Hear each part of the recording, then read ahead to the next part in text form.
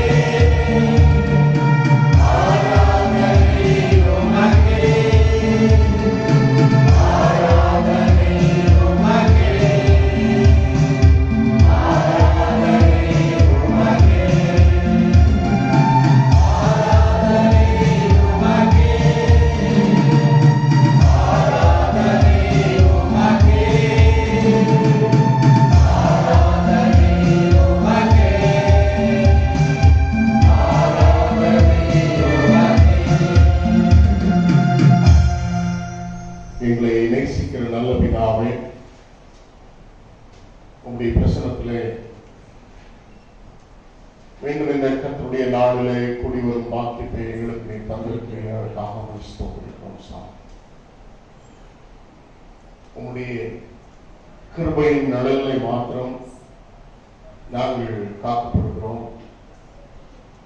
உம்முடைய கிருபையின் நிழலை மாத்திரம் நாங்கள் ஜீவனோடு இருக்கிறோம்.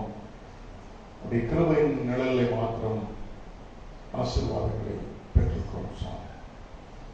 உம்முடைய கிருபைகளை நினைத்து கர்த்தருடைய கிருபைகளை பாடுவேன் என்று சொல்லி கர்த்தருடைய தாசன் சொன்னது போல உம்முடைய கிருபைகளை பாடி உம்முடைய இரக்கங்களை பெற்றுக்கொண்டு உம்முடைய நாம மகத்துவங்களை எங்களை வாயின் வார்த்தையினால் துதி ஸ்தோத்திரங்களாக ஏறெடுத்து அறிக்கையிட்டு ஆராதிக்கக்கூடிய வந்திருக்கிறவர்கள் பிரசனம் என்ற மத்தியில் இருக்கிறது என்ற பயத்தோடும் பக்தியோடும் நடுக்கத்தோடும் நாங்கள் உம்மை ஆராதிக்க ஆண்டவர் எங்களுக்கு பலன் தரும்படியாக அர்ப்பணிக்கிறோம்.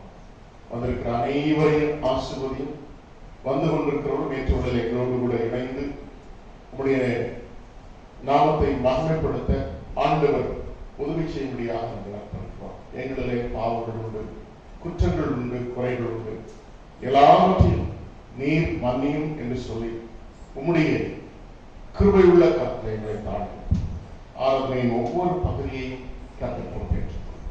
இயேசு கிறிஸ்துவின் நாமத்தில் ஜெபிக்கிறேன் நல்ல பிதாவே. ஆமென். யாவும் எழுந்த நினைவிடாமலுக்காக 108ஆம் பாமாலை பாடுவோம். 108ஆம் பாமாலை பாடுவோம்.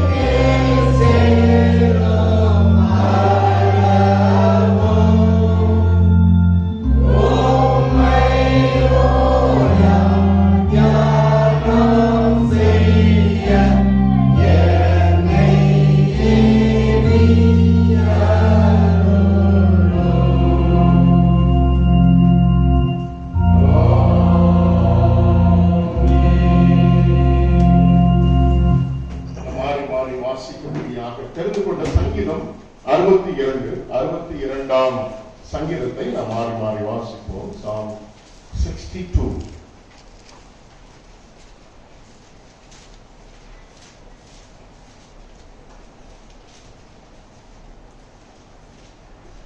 தேவனையே நோக்கிய ஆத்மா அமர்ந்திருக்கிறது, அவரால் என் ரட்சிப்பு வரும்.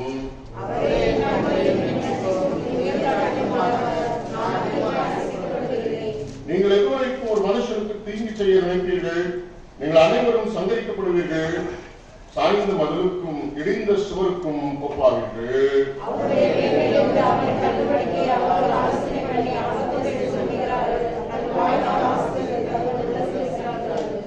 என் ஆத்துமாவே தேவனை நோக்கி அமர்ந்தது.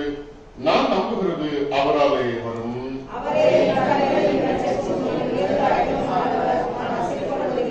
என் ரட்சிப்பும் என் நன்மையும் தேவனிடத்தில் இருக்கிறது. பலனான என் கண்மலையும் என் அடைக்கலும் தேவனுக்குள் இருக்கிறது.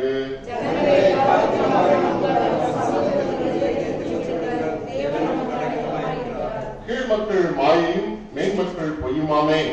தராசிலே வைக்கப்பட்டால் அவர்கள் எல்லாரும் மாயிலும் லேசானவர்கள்.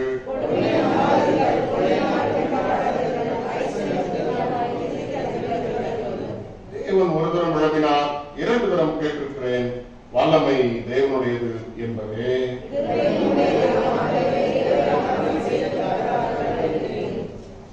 யாவரும் இணைந்து நம்முடைய விசுவாசத்தை மீண்டும் உறுதி கொள்ளும்படியாக அப்போஸ்தலர்கள் கற்றுக் கொடுத்த விசுவாச பிரமாணத்தை சொல்லி அறிக்கையிடுவோம். வானத்தையும் பூமியையும் படைத்த சர்வபிதாவாகிய தேவனை விசுவாசிக்கிறேன். விசுவாசிக்கிறேன். அவர் கிறிஸ்துவினாலே உற்பத்தி பெறுந்தார். காலத்தில் பாடுபட்டு சிறுவர்கள் மறுத்து வடக்கு பாதத்தில் இருந்தார். 3ஆம் நாள் மருத்துவத்தை வைத்துள்ளார். அவருக்கு உயிரோடு மருத்துவம் ஞானத்திற்கு வருவார். பரிசுத்த விசுவாசத்தையும் பொதுவாக சர்வ பாவ மன்னிப்பும் சரீரமும் நித்திய ஜீவனும் என்று விசுவாசிக்கிறேன். ஆமென்.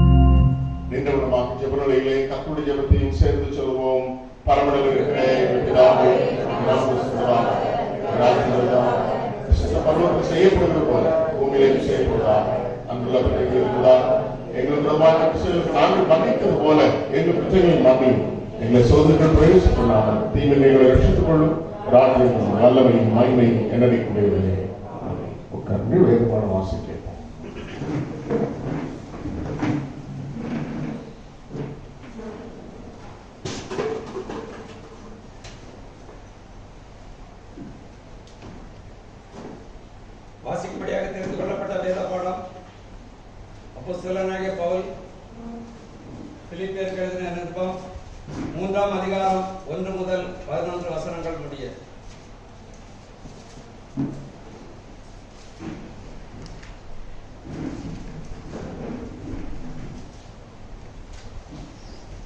பிலிப்பியர் 3ஆம் அதிகாரம்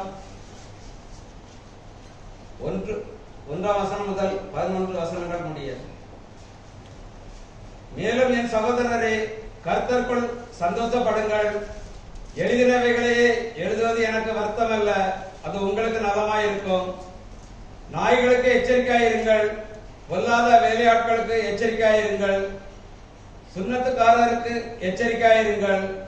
ஏனெனில் மாம்சத்தின் மேல் நம்பிக்கையிராமல் ஆவியினாலே தேவனுக்கு ஆராதனை செய்து கிறிஸ்து இயேசுக்குள் மேன்மை பாராட்டுகிற நாமே விருத்த சேதனம் உள்ளவர்கள். மாம்சத்தின் மேல் நம்பிக்கை வைக்க வேண்டுமானால் நானும் வைக்கலாம். வேறொருவன் மாம்சத்தின் மேல் நம்பிக்கையாயிருக்க நினைத்தால் நான் அதிகமாய் அப்படி செய்யலாம். நான் 8ஆம் நாளில் விருத்த சேதனம் அடைந்தவன். இஸ்ரவேல் வம்சத்தான், பென்யமீன் கோத்திரத்தான், எபிரேயரில் பிறந்த எபிரேயன், நியாய பிரமாணத்தின்படி பரிசேயன், பக்தி வைராக்கியத்தின்படி சபையை துன்பப்படுத்தினவன், நியாய பிரமாணத்திற்குரிய நீதியின்படி குற்றச்சாட்டப்படாதவன். ஆகிலும் எனக்கு லாபமாயிருந்தவைகளே எவைகளோ அவைகளை கிறிஸ்துவுக்காக நஷ்டம் என்று எண்ணினேன். அது மாத்திரமல்ல, என் கர்த்தராகிய கிறிஸ்து இயேசுவை அறிகிற அறிவின் மேன்மைக்காக எல்லாவற்றையும் நஷ்டம் என்று எண்ணிக்கொண்டிருக்கிறேன். நான் கிறிஸ்துவை ஆதாயப்படுத்திக் கொள்ளும்படிக்கும் நியாயப்பிரமாணத்தினால் வருகிற சுய நீதியை உடையவனாய் இராமல் கிறிஸ்துவை பற்றும் விசுவாசத்தினால் வருகிறதும் விசுவாசம் மூலமாய் தேவனால் உண்டாயிருக்கிறதுமான நீதியை உடையவனாய் இருந்து கிறிஸ்துவுக்குள் இருக்கிறவன் என்று காணப்படும் படிக்கும். இப்படி நான் அவரையும் அவருடைய உயிர்த்தெழுதலின் வல்லமையும் அவருடைய பாடுகளின் ஐக்கியத்தையும் அறிகிறதற்கும் அவருடைய மரணத்திற்கொப்பான மரணத்திற்குள்ளாகி எப்படியாயினும் நான் மரித்தோரிலிருந்து உயிரோடு எழுந்திருப்பதற்கு தகுதியாகும் படிக்கும் அவருக்காக எல்லாவற்றையும் நஷ்டம் என்று விட்டேன், குப்பையுமாக எண்ணுகிறேன் என்பது.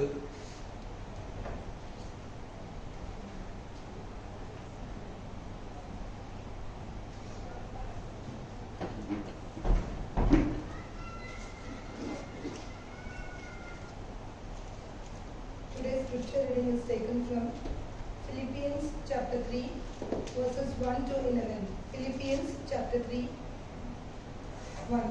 Finally, my brothers, rejoice in the Lord. It is no trouble for me to write the same things to you again, and it is a safeguard for you. Watch out for those dogs, those men who do evil, those mutilators of the flesh. For it is we who are the circumcision, we who worship by the Spirit of God, who glory in Christ Jesus, and who put no confidence in the flesh, though I myself have reasons for such confidence. If anyone else thinks he has reasons to put confidence in the flesh, I have more. Circumcised on the 8th day, of the people of Israel, of the tribe of Benjamin, a Hebrew of Hebrews, in regard to the law, a Pharisee, as for zeal, persecuting the church, as for legalistic righteousness, faultless. But whatever was to my profit, I now consider loss for the sake of Christ.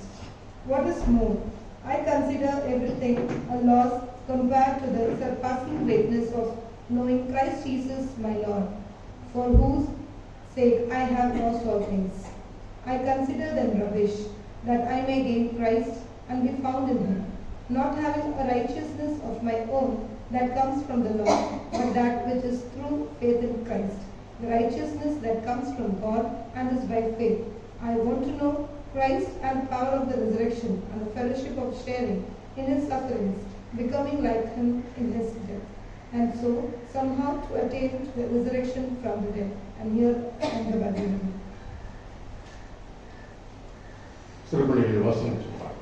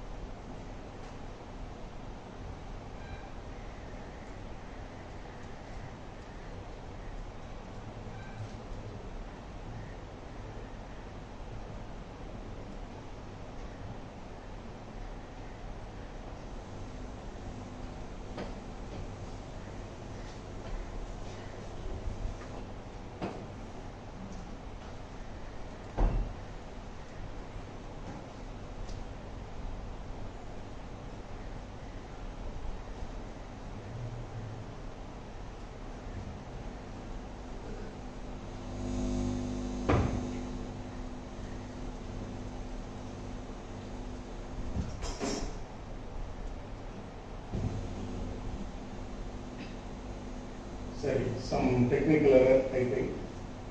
How much time will take? Done?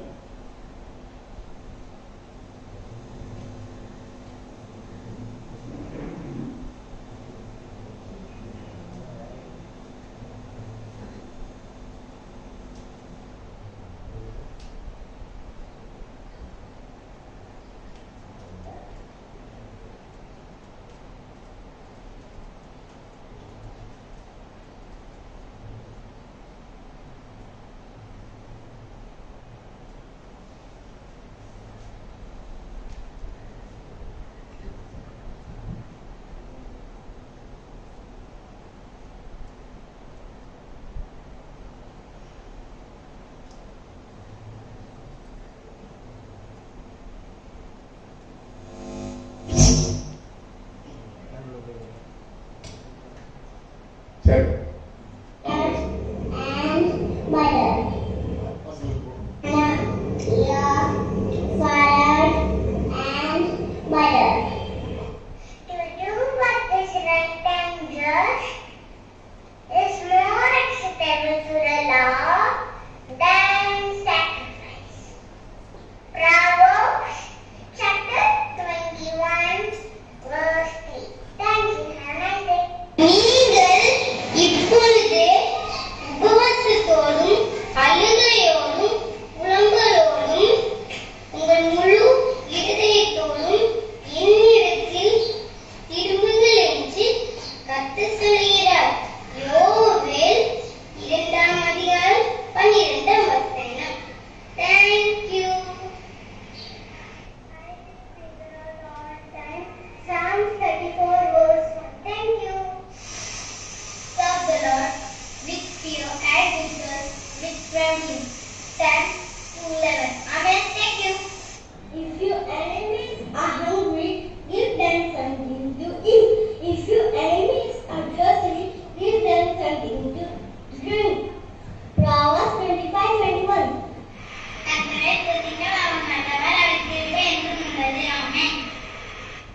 Teach me your way, O Lord, and I will walk in your truth. Give me an undivided heart, that I may fear in your name. Psalms 86:11. Thank you. I can do all things through Him who gives me strength. Philippians 4:13. I can do all things through Christ who strengthens. Philippians 4:13. Amen. Thank you. My eyes grow weak with sorrow, it fails because of all my foes. Psalm 6:5. Thank you. Where can I go from the Spirit? Where can I flee from your presence? If I go up to the heavens, you are there. If I make my bed in the depths, you are there. Psalm 109:7-8. Thank you. If we confess our sins, He is faithful and just and will forgive us from all sins and will purify us from all unrighteousness. John chapter 1 verses 9.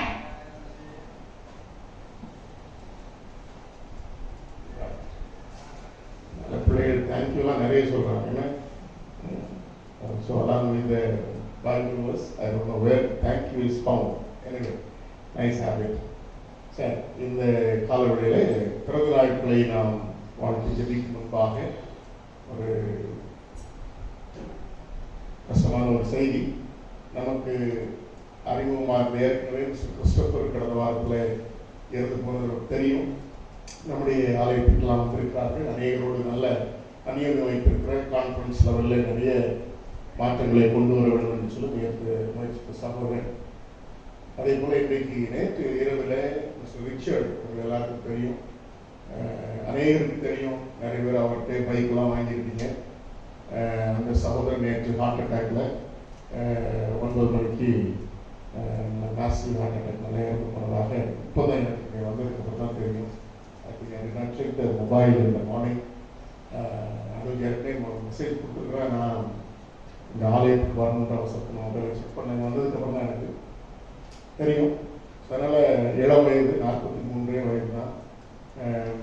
எல்லாருக்கும் தெரியும், நம்ம almost எல்லா ஃபங்க்ஷன்ஸ்லையும் important ஃபங்க்ஷன்ஸ்லையும் சகோதரன் கலந்து கொள்வது வழக்கமான ஒரு காரியம். ஒரு கத்தோலிக்க திருச்சபை அங்கத்தினராக இருக்கிற ஒரு தம்பியாக இருந்தாலும் நல்ல கடவுளுக்குள்ளாக நம்முடைய சகோதரர்கள் மூலமாக ஊக்கப்படுத்துவதற்கு நல்ல ஒரு மனிதனாக வாழ்ந்து கொண்டிருக்கிறவர் இன்னைக்கு இல்லை என்கிறதான வருத்தத்தோடு கூட அந்த செய்தியை உங்களுக்கு நான் தெரிவித்துக் கொள்கிறேன். ஆக முதலாவது நாம் யாரும் எழுந்து நிற்போம். கிறிஸ்டோபர் 61 வயது தான். ஆனால் இன்னைக்கு ஒருவேளை அவர்கள் இந்த கோவிட் அந்த நிமோனியினாலே பிறந்த நாட்களிலே கற்பர்களாக திரையடைந்திருக்கிறார்கள். இன்றைக்கு அதே போல ரிச்சர்ட் மத்தியிலே நம்மோடு கூட நம்முடைய ஆலயத்தோடு கூட நல்ல ஒரு அந்நியன் வைத்திருக்கிற சகோதரர் இன்றைக்கு இல்லை என்பதான காரியம். 2 குடும்பங்களுக்காக நாம் ஜெபம் செய்வோம். கிறிஸ்டபருக்கு மகன் உண்டு, அருமையான சகோதரி, அருமையான பிள்ளைகளுக்கு ஆண்டவர் ஆறுதலை தரும்படியாக ஜெபிப்போம். அவர்களை சந்தித்த பொழுது எப்படி ஆறுதல் சொல்வதென்றே எனக்கு தெரியவில்லை. என்றால் என்னுடைய நான் அதிகமாக நேசித்த சகோதரரை ஒருத்தர். அதே போல ரிச்சர்ட் நம்மோடு கூட பழகினவர் எனக்கு இல்லை. 2 குழந்தைகள் உண்டு, அருமையான சகோதரி குழந்தைகள். அப்பா அம்மாவை நல்ல நேசிக்கக்கூடிய அருமையான மகள். நல்ல ஒரு கூட்டு குடும்பம் போல அந்த இடத்துல வாழ்ந்து கொண்டிருக்கிறார்கள். இன்றைக்கு அந்த சகோதரி இல்லை என்று நான் வருத்தப்படுகிறது. அவருடைய பெற்றோருக்காக, அருமையான குழந்தைகளுக்காக, அவருடைய மனைவிக்காக நாம் ஒரு நிமிஷம் தலைகளை தாழ்த்தி அமைதலாக இருந்து 2 குடும்பங்களையும் நினைவு கூர்ந்து தேவனுடைய ஆறுதலுக்காக நாம் ஜெபம் செய்வோம்.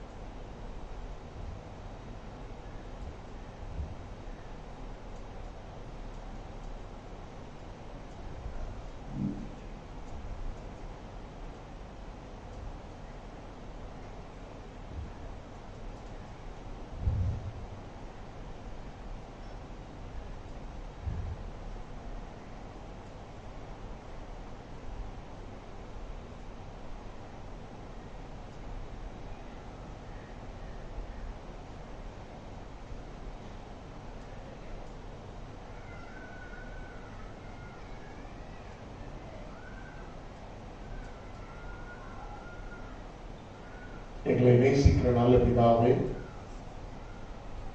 எங்களுடைய வாழ்வை துவக்குகிறவரும் முடிக்கிறவரும் நீர். கர்த்தர் பறித்துக் கொண்டு போகிறார் என்று சொல்ல வேதம் சொல்லுகிறது. நீதிமான்களுடைய மரணம் கர்த்தருடைய பார்வையில் அருமையாக இருக்கிறது என்று சொல்லப்பட்டிருக்கிறது. மனிதர்களாகிய எங்களுக்கு மனித ரீதியிலே மரணம் என்பது ஒரு முடிவு, ஏற்றுக்கொள்ள முடியாத ஒரு உண்மை.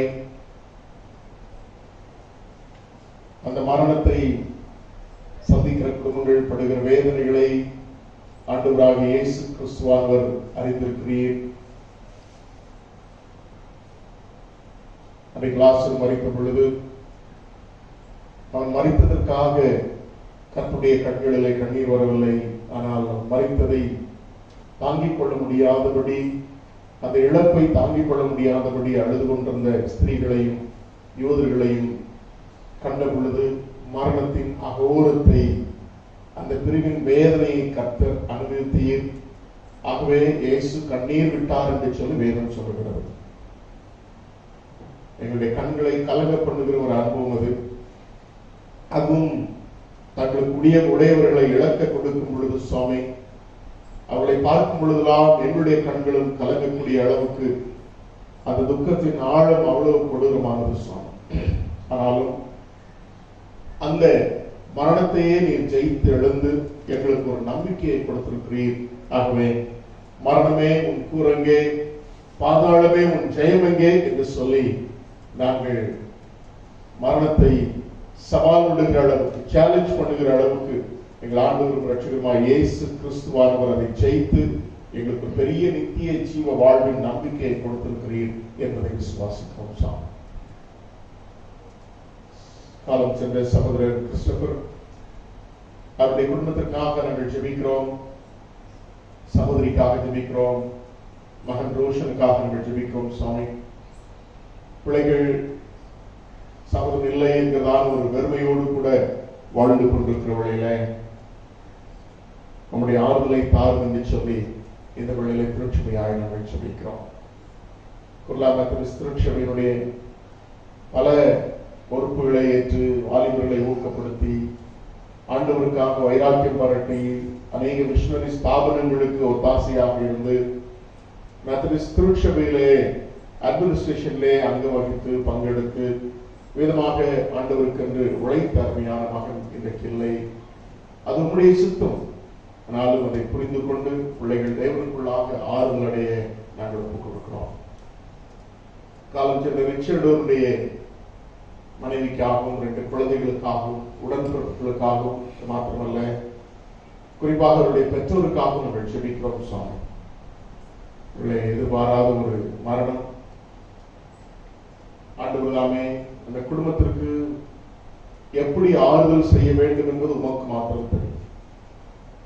என் மனதிலே விசாரங்கள் பெருகும் பொழுது தேவரீர் உங்களுடைய ஆறுதல் என் ஆத்மாவை தேற்றுகிறது என்று சொல்லி சங்கீதக்காரர் பாடுகிறார்.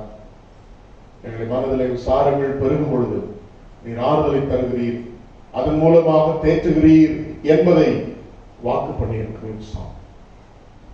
பிள்ளைகளுடைய மன விசாரங்களை அறிந்திருக்கிற கர்த்தர் உலகம் தரக்கூடாத சமாதானத்தை நீரங்களுக்காக சம்பாதித்த ஆறுதலின் மூலமாக அவருடைய குடும்பத்திலே கொடுக்கும்படியாக நாங்கள் செபிக்கிறோம்.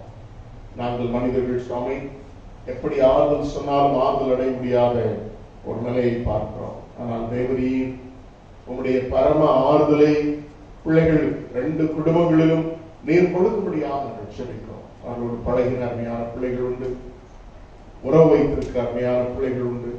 கிறிஸ்துக்குள்ளாக இந்த உறவு பெரியது சுவாமி. எல்லாருக்கும் தேவையான இந்த சகோதரனுடைய கிறிஸ்டோபர் ரிச்சர்ட் அவருடைய இழப்பை தாங்க முடியாது அந்த நினைவுகளிலே துக்கத்தோடு இருக்கக்கூடிய அருமையான பிள்ளைகள் யாவருக்கும் தேவநீர் ஆறுதலையும் சமாதானத்தை பரத்திலிருந்து கட்டளையிடும்படியாக அர்ப்பணிக்கிறோம். நீர் பொறுப்பேற்றுக்கொள்ளும். உங்களுடைய கிருபை நிறைந்த ஆறுதல் நிறைந்த அரவணைக்கும் அன்பு நிறைந்த காலத்திலே 2 குடும்பங்களை ஒப்புக் கொடுக்கிறோம். அவருடைய சார்ந்தவர்களை ஒப்புக் கொடுக்கிறோம். இயேசு கிறிஸ்து நாமத்தில் ஜெபிக்கிறேன் நல்ல பிதாவே. ஓகே,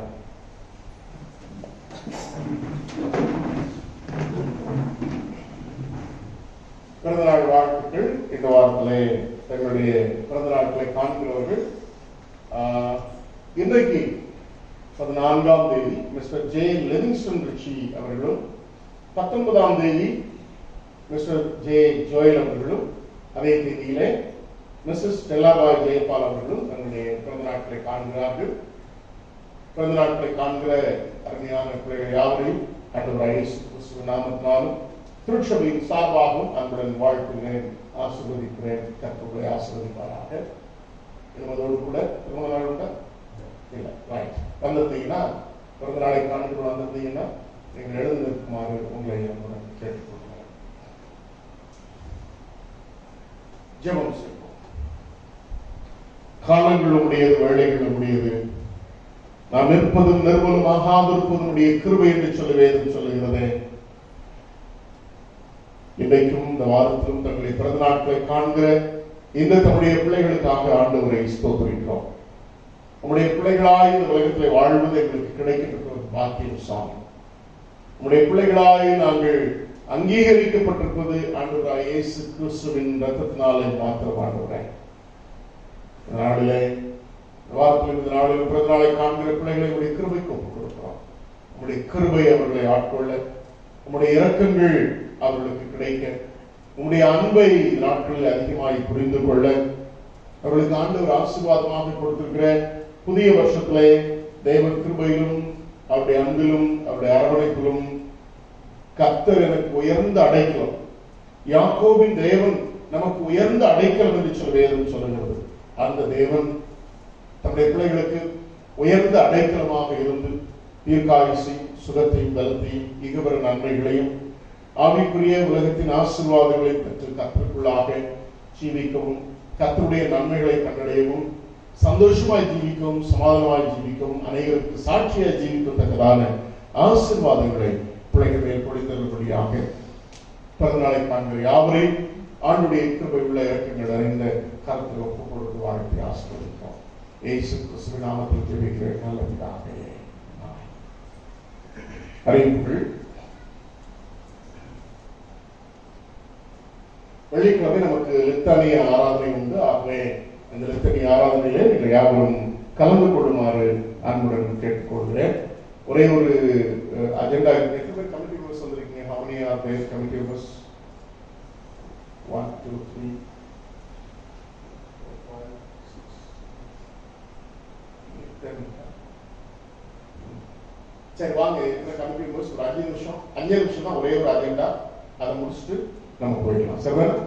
அதுக்கப்புறம் நமக்கு ஆண்கள் ஐக்கியம் உண்டானது, ஆண்கள் ஐக்கியம் வைப்பதாக இருந்தது. இன்றைக்கு இந்த நிகழ்ச்சியினால நமக்கு ஆண்கள் ஐக்கியம் இல்லை, ஜெபம் இல்லை.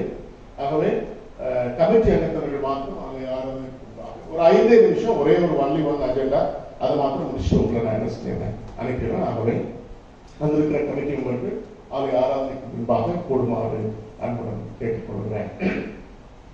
அருமையான தம்பி ஜான் அவர்கள் மத்தியில் இருக்கிறார்கள். What is your full name? John Wilson. Okay. Nice to have you, brother. அருமையான சகோதரன் மத்தியில் இருக்கிறது சந்தோஷமான ஒரு காரியம். ஆண்டவராகிய இயேசு கிறிஸ்து நாமத்தினாலும் திருச்சபையின் சார்பாகவும் உங்களை அன்புடன் வாழ்த்துகிறேன், வரவேற்கிறேன். கர்த்தருடைய ஆசீர்வாதம். Financial update. மார்ச் 2ஆம் தேதியிலிருந்து 7ஆம் தேதி வரை உள்ள கணக்கு வழக்குகள்.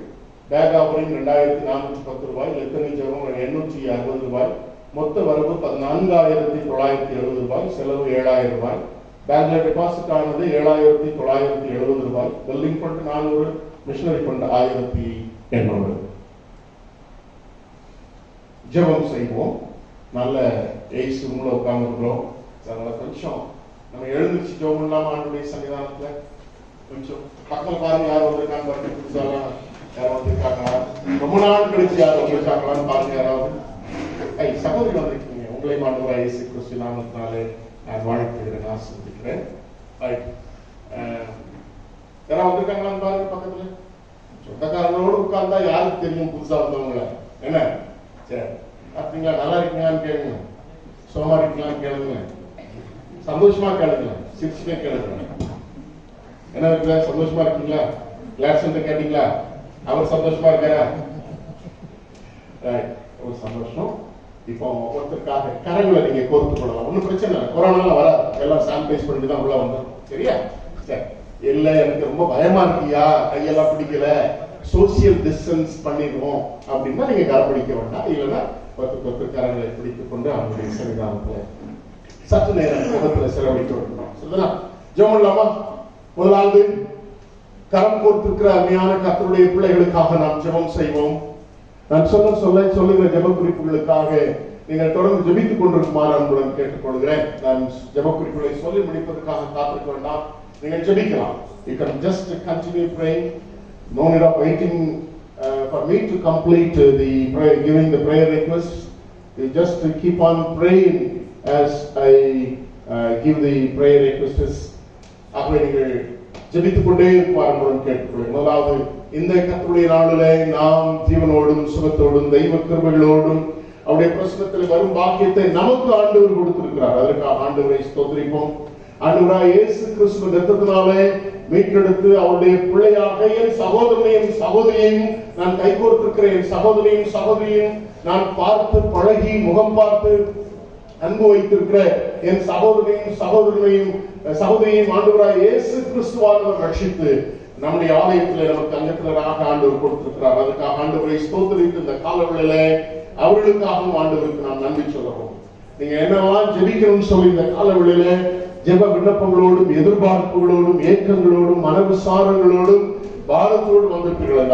அந்த காரியங்களுக்காக ஒரு நிமிஷம் நீங்கள் ஜெபிக்குமாறு அன்புடன் கேட்டுக்கொள்கிறேன். நீங்கள் சத்தத்தை உயர்த்தி ஜெபிக்கலாம், எந்த தடையும் இல்லை. You can raise your voice and pray to the Lord. If you don't want to know the prayer parts, don't want to share your prayer requests with others, you can pray silently. நீங்கள் அமைதியாக ஜெபிக்கலாம் அல்லது சத்தத்தை உயர்த்தி ஜெபிக்கலாம்.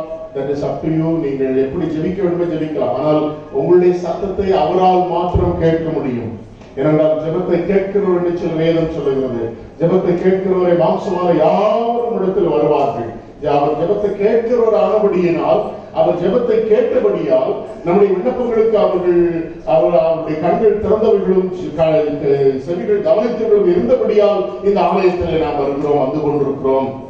ஆலயத்தோடு கூட அந்நியோன்யம் வைத்திருக்கிறோம். ஆகவே ஆண்டவருடைய சன்னிதானத்துல உங்களுடைய ஜெப விண்ணப்பங்களை, if you got any personal prayer request, you may come with lot of things to ask to the Lord. நிறைய விஷயங்கள் ஆண்டவருடைய சன்னிதானத்துல வந்து ஜெபிக்க வேண்டும், எனக்கு ஆண்டவரை கேட்கணும்னு சொல்லி மனபாரத்தோடு கூட எதிர்பார்ப்புகளோடு கூட ஏக்கங்களோடு கூட வந்திருப்பீர்கள் என்றால் இந்த காலவெளியில் ஆண்டவருடைய சன்னிதானத்துல எல்லாவற்றையும் உங்களுடைய வாய்களை திறந்து, இருதயத்தை திறந்து, வாய்களை திறக்கிறீர்களோ உங்களுடைய இருதயத்தை திறந்து, அன்றைக்கு அந்நாள் இருதயத்தை ஊற்றி ஜெபித்தது போல எனக்கு வாசிக்கின்ற சங்கீதத்திலும் நம்முடைய இருதயத்தை ஊற்றி ஆண்டவருடைய சன்னிதானத்திலே நம்முடைய விண்ணப்பங்களை ஏறெடுக்க உங்களை அன்புடன் அழைக்கிறேன். என்ன நாளும் கேளுங்க ஆண்டவருடைய சன்னிதானத்தில், என் நாமத்தினாலே கேளுங்கள் என்று சொல்லியிருக்கிறார். என் நாமத்தினாலே கேளுங்கள், அப்பொழுது அதை பெற்றுக்கொள்வீர்கள். கேட்கிற எவன் பெற்றுக் கொள்கிறார், கேளுங்கள் அப்பொழுது உங்களுக்கு கொடுக்கப்படும். பிதாவானவர் அதை உங்களுக்கு செய்வார். பொல்லாதவர்களாகி நீங்கள் உங்களுடைய பிள்ளைகளுக்கு நல்ல ஈவுகளை கொடுக்க அறிந்திருக்கும் பொழுது பரமபிதா உங்களுக்கு கொடுப்பது அதிக நிச்சயம் அல்லவா என்று சொல்லி வேதம் சொல்லுகிறது. ஆகவே நமக்கு அதிக நிச்சயத்தை கொடுத்திருக்கிறார், நம்முடைய விண்ணப்பங்களை கேட்கிறார், நமக்கு நல்ல ஈவுகளை கொடுக்க அவர் ஆயத்தத்தோடு இருக்கிறார். அவருடைய சன்னிதானத்தில் ஜெபமாக ஜெபிங்க. உங்களுக்கு என்ன கேட்கணுமோ ஜெபிங்க. உங்களுக்காக ஜெபமா, உங்களுடைய கணவனாருக்காக, உங்களுடைய புருஷனுக்காக, உங்களுடைய மனைவிக்காக, உங்களுடைய பிள்ளைகளுக்காக, உங்களுடைய பெற்றோருக்காக நீங்கள் ஜெபிக்க வந்திருப்பீர்கள் என்றால் ஜெபியுங்கள். படித்துக் கொண்டிருக்கிற பிள்ளைகளுக்காக ஜெபியுங்கள், அந்த எக்ஸாம்ஸ்க்காக ஜெபியுங்கள், அவருடைய ஸ்டடீஸ்க்காக ஜெபியுங்கள், அவருடைய ஹையர் ஸ்டடீஸ்க்காக ஜெபியுங்கள், அவருடைய அட்மிஷனுக்காக ஜெபியுங்கள், வீட்டின் தேவைகளுக்காக ஜெபியுங்கள், வருமானங்களுக்காக ஜெபியுங்கள். உழைக்கிற உழைப்பிற்கு ஏற்ற பலனை கர்த்தர் நம்முடைய வீட்டிலே ஆண்டவர் கொடுக்கும்படியாக, அப்பம் என்கிறதான் ஆதரவு வரும், தண்ணீர் என்கிறதான் ஆதரவு வரும், நம்முடைய வீட்டை விட்டு நீங்காதவனும் நம்முடைய வீடு காக்கப்படத்தக்கதாக, தேவனால் காக்கப்பட, வீடு தேவனால் கட்டப்பட ஆண்டவருடைய சன்னிதானத்திலே நாம் ஜெபம் செய்வோம். நம்முடைய குடும்பத்திற்காக, அவர்களுடைய குடும்பத்திற்காக நாம் ஜெபிப்போம். நாளிலே நாம் கை கோர்த்திருக்கிற நம்முடைய சகோதர சகோதரிக்காக ஜெபிப்போம். அவருடைய வாழ்க்கையில் பல தேவைகள் உண்டு. தேவைகளோடு கூட தான் அந்த உலகத்தில் வாழ்ந்து கொண்டிருக்கிறோம். எல்லா தேவைகளும் பூர்த்தியாகிறவர்கள் இந்த உலகத்தில் இல்லை. அப்படிப்பட்ட தேவைகளோடு கூட அத்தியாவசிய தேவைகளோடு கூட, அவசர தேவைகளோடு கூட வந்திருக்கிற அருமையான காரியங்கள் உண்டு. அவைகளுக்காக நாம் ஜெபிக்கலாம். சகோதரனை சகோதரியை ஆண்டவர் ஆசீர்வதியும், அவங்க குடும்பத்தை ஆசீர்வதியும், அவங்க வீட்டை ஆசீர்வதியும், நம்முடைய உழைப்பு ஆசீர்வதியும் சொல்லி அவங்களுக்காக ஜெபிக்க வேண்டியது நம்முடைய கடமை. ஒருவருக்காக ஒருவர் ஜெபிக்க வேண்டியது நம்முடைய கடமையாக இருக்கும். நீங்கள் கைகோர்த்திருக்கிற நம்மளுடைய குடும்பத்தின் பெயர்களை தெரிந்திருந்தால் அவருடைய பெயர்களை சொல்லி நீங்கள் ஜெபிக்கலாம். வீட்டிலே மனைவியை ஆசீர்வதியுங்கள், பிள்ளைகளை ஆசீர்வதியுங்கள், அவருடைய மனைவி கணவனை ஆசீர்வதியுங்கள், பெற்றோரை ஆசீர்வதியுங்கள் என்று சொல்லி அவருடைய குடும்பத்தின் ஒவ்வொரு நபருக்காக நாம் ஜெபிக்கலாம். நம்முடைய சன்னிதானத்தில் பலதரப்பட்ட தேவைகளோடு கூட வந்திருக்கிறோமே.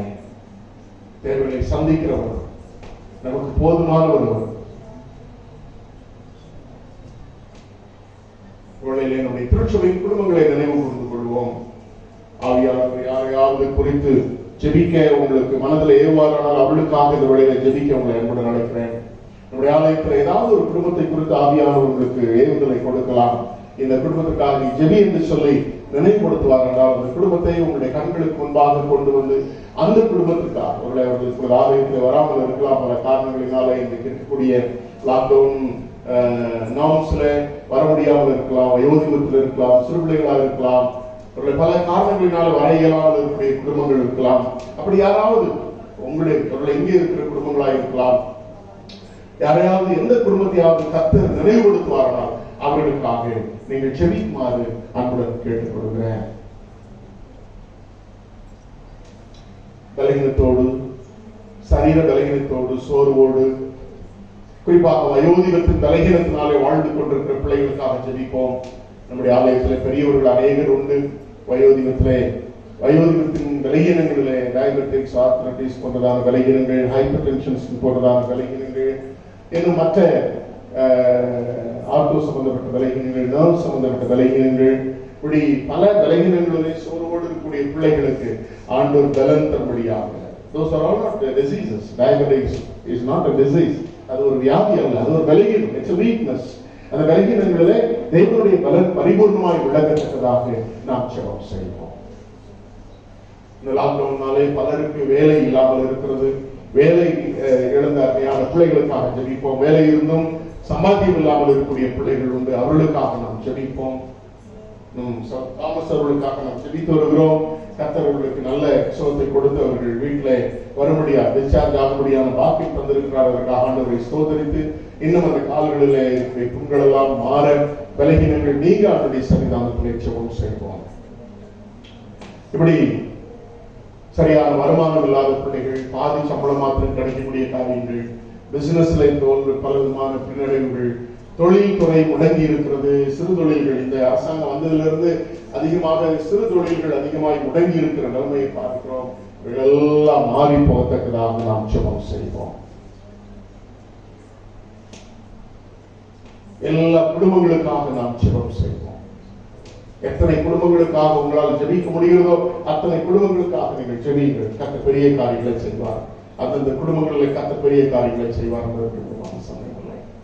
நம்முடைய பிள்ளைகளுக்காக ஜெபிப்போம். ஆலயத்தில் இருக்கிற எல்லா குழந்தைகளுக்காக ஜெபிப்போம். நிச்சயமாக இந்த பிள்ளைகள் ஒருவேளை ஆலயத்துக்கு வர இயலாமல் இந்த பேண்டமிக்னாலே வீடுகளில் இருந்தாலும் பிள்ளைகள் ஆலயத்துக்கு வர வேண்டும் என்று சொல்லி வாங்கியோடு நான் பார்த்த அத்தனை பிள்ளைகளும் எப்போ எங்களை கோயிலுக்கு கூப்பிடுங்கன்னு சொல்லி அவளோடு கூட இருக்கிறார்கள். அந்த பிள்ளைகளுக்காக நம்ம ஜெபம் பண்ணுவோம். அந்த பிள்ளைகளுடைய படிப்புக்காக ஜெபம் பண்ணுவோம். இந்த ஹோல் என்டையர் அகாடமிக்கல் இந்த கல்வியாண்டு முழுசும் அப்படியே போயிடுச்சு. ஸ்கூலுக்கு போகாமலே ஆன்லைன்ல பிள்ளைகளுக்கு கிளாஸ் அட்டன் பண்ணி இருக்கிறார்கள். அவர்களுக்காக ஜெபிப்போம். பிள்ளைகள் நல்ல முறையில ஆன்லைன்ல கிளாஸ் அட்டன் பண்ணாலும் எக்ஸாம் சரியாக செய்யத்தக்கதாக நல்ல ஞானம் தற்படியாக ஜெபிப்போம். குறிப்பாக போர்டு எக்ஸாம் எழுதக்கூடிய அருமையான ஷெரினுக்காக ஜெபிப்போம். அருமையான செபஸ்டியானுக்காக ஜெபிப்போம். குளோரியாவுக்காக ஜெபிப்போம். சியானுக்காக ஜெபிப்போம். இன்னும் ஃபைனல் செமஸ்டர் எழுதக்கூடிய அருமையான கவிதாவுக்காக ஜெபிப்போம். ஸ்டீவ்காக ஜெபிப்போம். இன்னும் ஹையர் ஸ்டடீஸ்க்கு முயற்சிக்கிற பிள்ளைகளுக்காக ஜெபிப்போம். அட்மிஷன்ஸ் காரியங்களுக்காக ஜெபிப்போம். சிறு பிள்ளைகளுக்கு அட்மிஷன் காரியங்களுக்காக ஜெபிப்போம். ஸ்கூல் அட்மிஷன் எல்லாத்துக்காக நாம் ஜெபம் செய்வோம். பிள்ளைகளுடைய படிப்பு கர்த்தரால் ஆசீர்வதிக்கப்பட நாம் ஜெபம் செய்வோம். இன்னும் திருமண வயதை கடந்திருக்கிற பிள்ளைகளுக்கு திருமண காரியங்கள் ஒழுங்காக ஆண்டவருடைய சன்னிதானத்தில் ஜெபிப்போம். ஏற்ற வரன்களை கர்த்தர் கொண்டு வரும்படியாக ஜெபிப்போம். ஏனென்றால் கர்த்தர் மாத்திரம் ஏற்ற துணையை உண்டாக்குகிறவர். ஏற்ற துணையை அவரால் மாத்திரம் கொடுக்க முடியும், நேர்வழியாய் கொடுக்க முடியும். அதற்காக ஆண்டவரை ஸ்தோத்திரிப்போம். நிச்சயமாக இந்த குடும்பங்களில் சீக்கிரத்திலே பிள்ளைகள் அந்த வயதிலே அந்தந்த வயதிலே திருமண காரியங்கள் நடக்கத்தக்கதாக நாம் ஜெபம் செய்வோம். மாத்திரமல்ல இன்னும் திருமணம் ஒழுங்கா இருக்கிற பிள்ளைகளுக்காக ஜெபிப்போம். திருமண காரியங்களை கர்த்தர் முன்னின்று நடத்தி தரும்படியாக. இரண்டாவது திருமணம் நடத்துவது என்பது எளிதான காரியம் அல்ல, அது ஒரு பெரிய காரியம். அதற்குண்டான பண வசதிகள், பொருளாதார வசதிகள், இன்னும் மனிதர் தயவு, இப்படி பல காரியங்கள் தேவைப்படுகிறது. பிள்ளைகள் அதுக்கு அந்த ஆயத்தப்படுத்தும் பொழுது ஆண்டுடைய ஆசீர்வாதங்களோடு கூட இருக்க நாம் ஜெபம் செய்வோம். அருமையான இந்த 2 நாட்களில் அநேகர் உபவாசிக்கிறீர்கள். உபவாசிக்கிற பிள்ளைகளுக்காக ஜெபிப்போம். சிலர் ஒரு குறிப்பிட்ட காரியங்களுக்காக உபவாசி ஜெபித்துக் கொண்டிருக்கிறீர்கள். அந்த காரியங்கள் எல்லாம் இந்த வருஷத்துல நிறைவேற பெற்றுக் கொள்ளத்தக்கதாக. ஏனென்றால் உபவாசித்து ஜெபிக்கிற ஜெபங்களிலே கர்த்தர் பலமையான காரியங்களை கட்டளை எடுக்கிறார். ஆகவே நிச்சயமாக உபவாசித்து ஜெபிக்கிற ஒவ்வொரு காரியங்களையும் ஆண்டுடைய சன்னிதானத்தில் ஒப்புக் கொடுத்து ஜெபிப்போம். நாளில துக்கத்தோடும் துயரத்தோடும் இருக்கக்கூடிய குடும்பங்கள் ஆரம்பத்திலே நாம் ஜெபித்தோம். காலத்துக்கு ரிச்சர்ட், கிறிஸ்டோபர், இதே போல நமக்கு தெரியாமல் அநேகர், நாம் கேள்விப்படாமல் அநேகர் துக்கத்தோடும் ஆரம்பத்தோடும் மற்ற குடும்ப பிரச்சனைகளோடும் போராட்டங்களோடும் மன விசாரங்களோடும் சஞ்சலத்தோடும் இருக்கக்கூடிய பிள்ளைகளுக்கு தேவன் ஆறுதலை கொடுக்க நாம் ஜெபம் செய்வோம். இந்த காலவெளியிலே நம்முடைய மிஷனரி தாமஸ் அக்ராவாருக்காக ஜெபிப்போம். அவருடைய மனைவி சுனிதாவுக்காக ஜெபிப்போம். அவருடைய பெயரை சொல்லி ஜெபிப்போமே. கர்த்தர் பெரிய காரியங்களை செய்து வருகிறார். அவர் பெரிய ஆத்ம அறுவடை ஆண்டவர் கட்டளையிட்டு வருகிறார். வைராக்கியமாய் ஊழியம் செய்து கொண்டிருக்கிறார். ஏதோ ஒரு ஆந்திர மாநிலத்தில் பிறந்து மராட்டியை கற்றுக்கொண்டு பின்பாக லோக்கல்ல பேசக்கூடிய பாஷையை கற்றுக்கொண்டு அவர்களுக்கு சுவிசேஷத்தை பல விதங்களில் அறிவித்துக் கொண்டு வருகிறார். He is using lot of methods. Missionaries working strategically and doing the ministry. அழகாக செய்து கொண்டு வருகிறார். ஆகவே நிச்சயமாக அநேக ஆத்துமாக்கள் அதன் மூலமாக ஆண்டவர் இயேசு கிறிஸ்துவை ஏற்றுக்கொண்டு கடந்த மாதத்தில் ஒரு பெரிய கூட்டம் ஞானஸ்நானத்தை பெற்றுக்கொண்டது. அதற்காக ஆண்டவரை ஸ்தோத்திரிக்கும். அவருடைய தனிப்பட்ட ஊழிய தேவைகள் உண்டு, குடும்ப தேவைகள் உண்டு. 2 குழந்தைகள் படித்துக் கொண்டிருக்கிறார்கள். அவர்களுக்காக நாம் ஜெபம் செய்வோம். இதே போல இந்திய தேசம் முழுவதும் மிஷனரி பணிகளை, சுவிசேஷ பணிகளை செய்து கொண்டிருக்கிற எல்லா மிஷனரிமார்களுக்காக, ஊழியர்களுக்காக நாம் ஜெபம் செய்வோம். இந்த வருஷத்துல இந்திய தேசத்துல ஒரு பெரிய ஆத்ம அறுவடையை இந்த ஊழியர்கள் மூலமாக ஆண்டவர் கட்டளையிடத்தக்கதாக நாம் ஜெபம் செய்வோம். அவர்களை அனுப்பியிருக்கிற எல்லா மிஷனரி ஸ்தாபனங்களுக்காக ஜெபிப்போம். தன்னுடைய பொறுப்பாளர்களுக்காக ஜெபிப்போம். இன்னும் மிஷனரி ஸ்தாபனங்கள் போக தனியாய் ஊழியம் செய்யக்கூடிய பிள்ளைகள் உண்டு. அந்த ஊழியத்தின் மூலமாகவும் திருச்சபைகள் செய்யக்கூடிய ஊழியர்கள் உண்டு. அந்த ஊழியங்கள் மூலமாக விசுவாசிகள் செய்யக்கூடிய ஊழியர்கள் உண்டு. அந்த ஊழியர்கள் மூலமாக அநேகர் ஆண்டவராக இயேசு கிறிஸ்துவை ஏற்றுக்கொள்ள நாம் ஜெபம் செய்வோம். தேசத்திற்காக ஜெபிப்போம். விவசாய போராட்டம் ஒரு முடிவு பெற முடியாத, அதுல ஒரு தீர்மானத்தை எடுக்க முடியாத ஒரு அவலமான ஒரு அரசாங்கத்தை நாம் தேர்ந்தெடுத்து வைத்திருக்கிறோம். ஆகவே ஆண்டுடைய சன்னிதானத்திலே அர்ப்பணிப்போம். எல்லாவற்றையும் பணத்தினாலே விலைக்கு வாங்கி ஆட்சி செய்யக்கூடிய இந்த ஆட்சி தைரியமா ஜெபம். இந்த ஆட்சி கலைய சீக்கிரத்துல இந்த உபத்திரம் நீங்க ஏழைகளும் நடுத்தர வர்க்கத்தை சார்ந்த இந்திய மக்கள் எந்த அளவுக்கு டாக்ஸ் போன்ற பலவிதமான காரியங்களினாலே இந்த விலைவாசி உயர்வு போன்ற காரியங்களினாலே நம்முடைய ஏற்கனவே வருமானம் இல்லை, ஏற்கனவே வேலைவாய்ப்பு இல்லை, பிழைப்பு இல்லை, இவைகளில் இந்த வரிகள் இன்னும் பல காரியங்கள் விலை உயர்வு என்று சொல்லி பல காரியங்களினாலே ஜனங்கள் கஷ்டப்பட்டுக் கொண்டிருக்கிறார்கள். எல்லாருக்கும் தெரியுமாகவே தேசத்திற்காக நாம் ஜெபிப்போம். தேசத்தின் க்ஷேமத்திற்காக ஜெபிப்போம். தேசத்தை கண்ணோக்கி பார்க்கும்படியாக ஜெபிப்போம். தேசத்தின் பயிரையும் விளைச்சலையும் கடவுள் ஆசீர்வதிக்கும்படியாக நாம் ஜெபம் செய்வோம்.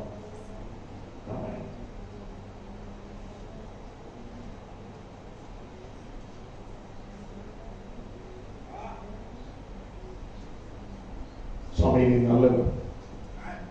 உங்களுடைய கிருபை என்றைக்கு உள்ளது, உங்களுடைய கிருபை என்று உள்ளது என்று கர்த்தருக்கு பயப்படுகிறவர்கள் சொல்வார்களாக. உங்களுடைய கிருபை என்று உள்ளது என்று சொல்லி கர்த்தருக்கு பயப்படுகிறவருடைய பிள்ளைகளாக நாங்களுடைய சன்னிதானத்தில் வந்து ஏறெடுத்த எல்லா ஜெப விண்ணப்பங்களுக்கும் உடைய கண்கள் திறந்தவைகளும் செவிகள் கவனித்திருமாயிருந்தது. கேட்கிற எவரும் பெற்றுக் கொள்ளுகிறான் என்ற வாக்கு தத்துவத்தை நம்பி கேட்ட அனைத்து ஜெபங்களையும் எங்கள் ஆண்டவரும் எங்கள் ரட்சகருமாகி இயேசு கிறிஸ்துவின் நாமத்தில் வேண்டிக் கொள்கிறோம் நல்ல பிதாவே.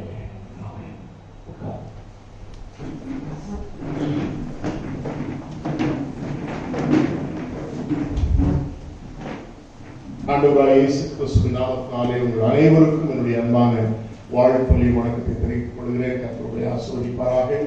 மீண்டும் கர்த்தருடைய பிரசன்னத்தில் வந்து வசனங்களை பரிந்துரைக்கும்படியாக ஆண்டவர் கொடுத்த நல்ல வாய்ப்பிற்காக என் தேவனை ஸ்தோத்திரிக்கிறேன்.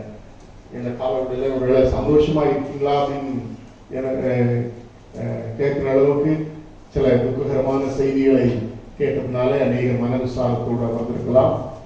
ஒருவேளை நானும் ரொம்ப பழகினதில்லை, just visited 1 or 2 times and வெளியில தான் நம்ம பார்த்துருக்கிறோம். ஆனாலும் காலையில் புல்பிட்டில் வந்து ஆளுக்குள்ள வந்து உட்கார்ந்து எட்வின் அந்த செய்தியை சொன்ன உடனே I was shocked to hear the news. அதனால் கொஞ்சம் எனக்கு ஒரு மாதிரி பதட்டமாக இருந்துச்சு. அப்படிப்பட்ட ஒரு சூழ்நிலை. எனவே இந்த சூழ்நிலையிலும் கர்த்தருடைய வசனத்தை கேட்கும் பொழுது நம்முடைய எல்லா துக்கங்களையும் ஓரம் கட்டிவிட்டு எல்லா கவலைகளையும் ஒதுக்கி வைத்து விட்டு அவருடைய வசனத்தை கேட்பதற்கு நம்முடைய செவிகளை சாய்க்க உங்களை அழைக்கிறேன். இந்த உபவாச நாட்களில் ஆண்டவர் நம்மோடு கூட பேசிக் கொண்டிருக்கிற ஒரு சத்தியம் உங்கள் எல்லாருக்கும் தெரியும். யோவான் 17ஆம் அதிகாரம் 3ஆம் வசனத்தின் அடிப்படையில் ஒன்றான மெய்தெய்வமாகிய உம்மையும் நீர் அளிப்பவராக இயேசு கிறிஸ்துவையும் அறிவதே நித்திய ஜீவன். இவ்வளவு நாள் செய்தி கேட்டிருக்கிறோம். கிட்டத்தட்ட நமக்கு almost we have come in the end of this length days, almost only 2 more weeks to go. சரியா? 2 வாரங்கள் இருக்கு. செய்தியை கேட்டிருக்கிறோம். எத்தனை பேருக்கு உண்மையாகவே பரலோகத்துக்கு போகணும்னு ஆசை இருக்கு?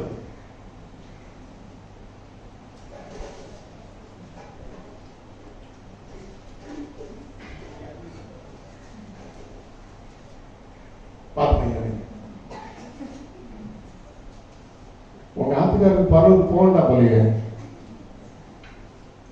ஏன் பரவத்துக்கு போகணுன்ற ஆசை யாருக்கும் இல்லைன்னு தெரியல. ஆசை இல்லையா? நீ எல்லாம் சொல்லி நான் கைய வசவான்னு உட்காந்துருக்கீங்களா? ஏதோ ஒண்ணு நடக்கும். வயசான பெரியவங்களே இந்த மாதிரி சின்ன பையன் கேள்வி கேட்டோடனே தைரியமா வயது சொல்றாங்க. இப்போ உங்களுக்கு தமிழ்ல புரியலையே நான் கேட்டது. How many of you want to go to heaven? Now, raise your hands. டேவிடுக்கு போக இஷ்டம் இல்லை, விட்டுருவோம். போக இஷ்டம் இல்லாதவங்களும் கட்டாயப்படுத்துவாங்க. It is not compulsory, it is not compulsory.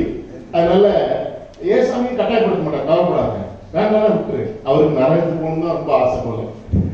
நரகத்துக்கு போகணும் ஆசைன்னா ரொம்ப easy to go to hell. எல்லா அயோக்கியத்திலும் பண்ணியாச்சுன்னா எங்க போயிடலாம்?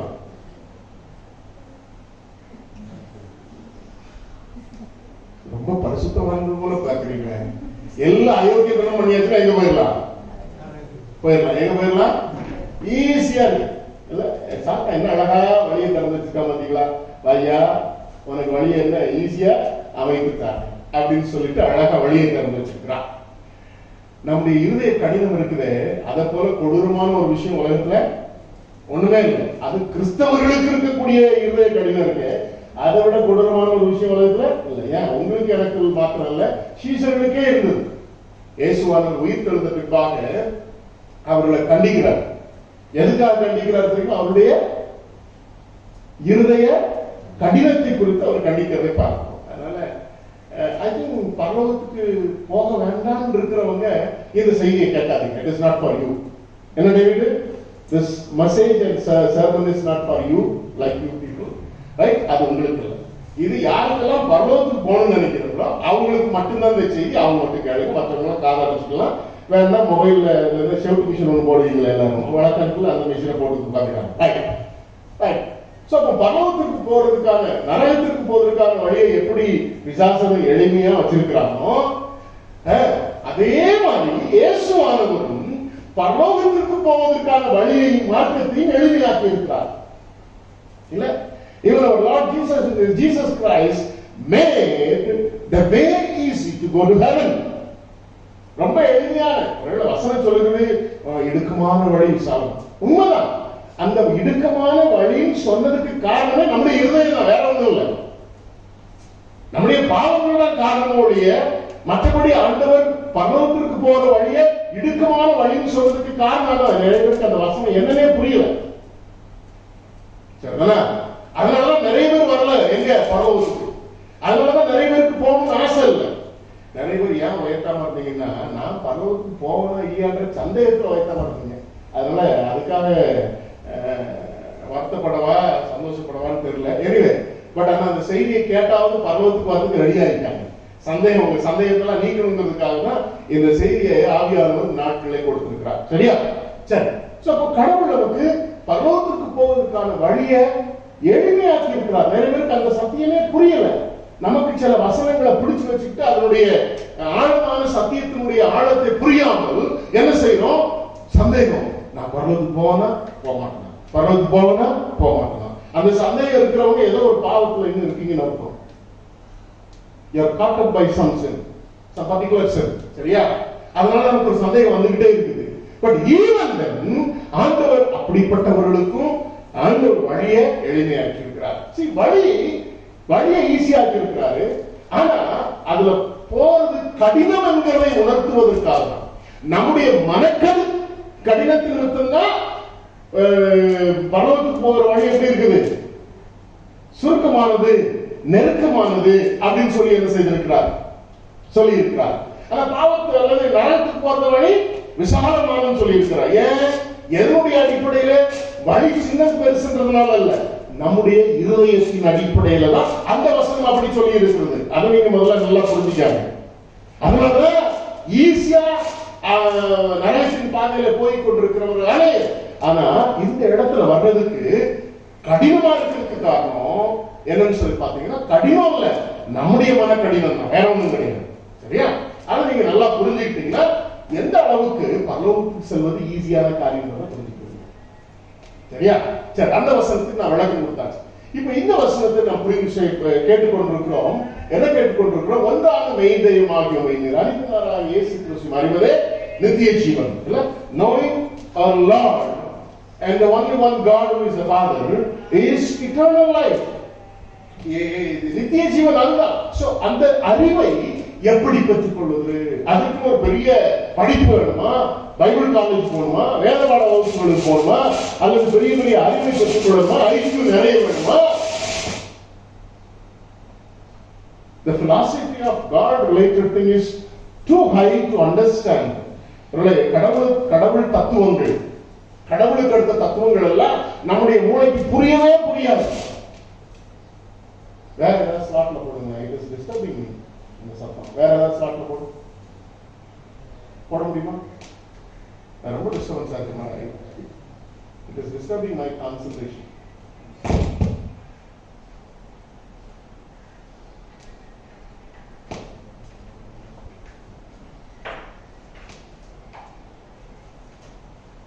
சரி, அவங்க மைக்கு சரி பண்ணு. கவனிங்க, சின்ன இடம் சத்தம் கேட்கும். டிஸ்டர்பன்ஸ் இல்லைன்னா மைக்கே வேண்டாம். டிஸ்டர்ப்ஸ் மைக் வேண்டாம், எல்லாருக்கும் கேட்கும். சரியா? பேசுறது எல்லாருக்கும் கேட்குது, மேலே கேட்குதா? ரைட். அப்போ மைக் வேண்டாம். ரைட், கவனிங்க. அப்ப ஆண்டவர் இந்த வழியை அழகாய் நமக்கு என்ன செய்திருக்கிறார்? ஈஸியாக்கி இருக்காருங்கிறத, சத்தியத்தை சத்தியத்தின்படி புரிந்து கொண்டாலே நாம் பரலோகத்திற்கு எந்த அளவுக்கு பரலோகத்திற்கு செல்வதற்கான வழியை ஆண்டவர் எளிமையாக்கி இருக்கிறார். இயேசு கிறிஸ்துவின் மூலமாக, அவரை அறிவதன் மூலமாக, அவரை அறிவதன் மூலமாக. By knowing our Lord Jesus Christ, the Lord has made the way very easy to reach heaven. ரொம்ப எளிமையாக என்ன செய்திருக்கிறார்? மாற்றி இருக்கிறார். அவரை அறிந்து கொண்டால் மாத்திரம் என்ன செய்யும்? சரி, அப்ப அவரை அறிவதற்கு நம்ம என்னெல்லாம் செய்யணும்னு சொல்லிட்டு படிப்படியா ஒன் பை ஒன்னா என்ன சிந்தித்திருக்கிறோம். முதலாவது மறுபடியும் பிறக்க வேண்டும் என்று சொல்லி சிந்தித்தோம். பின்பாக இயேசுவானவர் நம்முடைய உள்ளத்திலே உருவாக வேண்டும் என்று சொல்லி என்ன செய்திருக்கிறோம் இல்ல, நாம் சிந்தித்தோம் இல்ல. The first step to know our Lord Jesus Christ is to being born again. And இரண்டாவது, our Lord should be found within us. நமக்குள்ளாக அவர் உருவாக வேண்டும் என்று சொல்லி என்ன செய்திருக்கிறோம், நாம சிந்தித்தோம். கடந்த வாரத்தில் நாம் சிந்தித்தோம், he has to reveal himself. யாருக்கு தன்னை வெளிப்படுத்த சித்தமா இருக்கிறாரோ அவருக்கு மாத்திரம் தன்னை வெளிப்படுத்துகிறார் என்று சொல்லி என்ன செய்திருக்கிறோம். It is through the revelation of God to every individual we come to the knowledge of God. சரியா?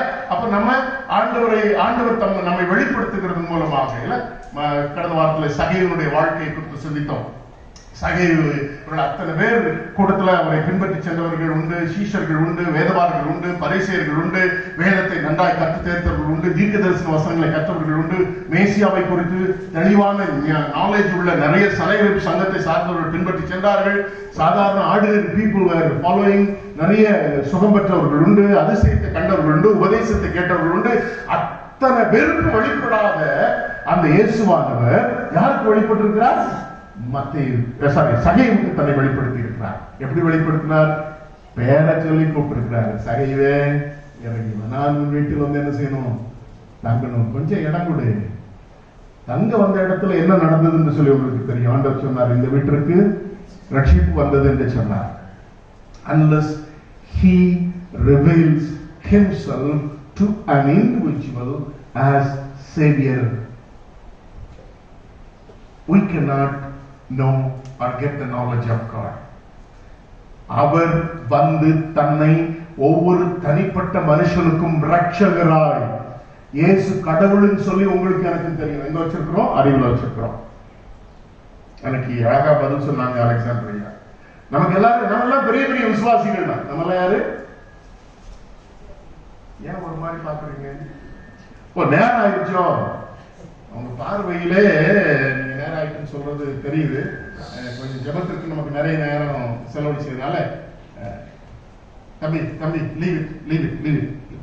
Even your movement is disturbing me. You go to your places. Mic எல்லாத்துக்கும் பரவாயில்ல, நான் சத்தமா பேசிக்கிறேன்.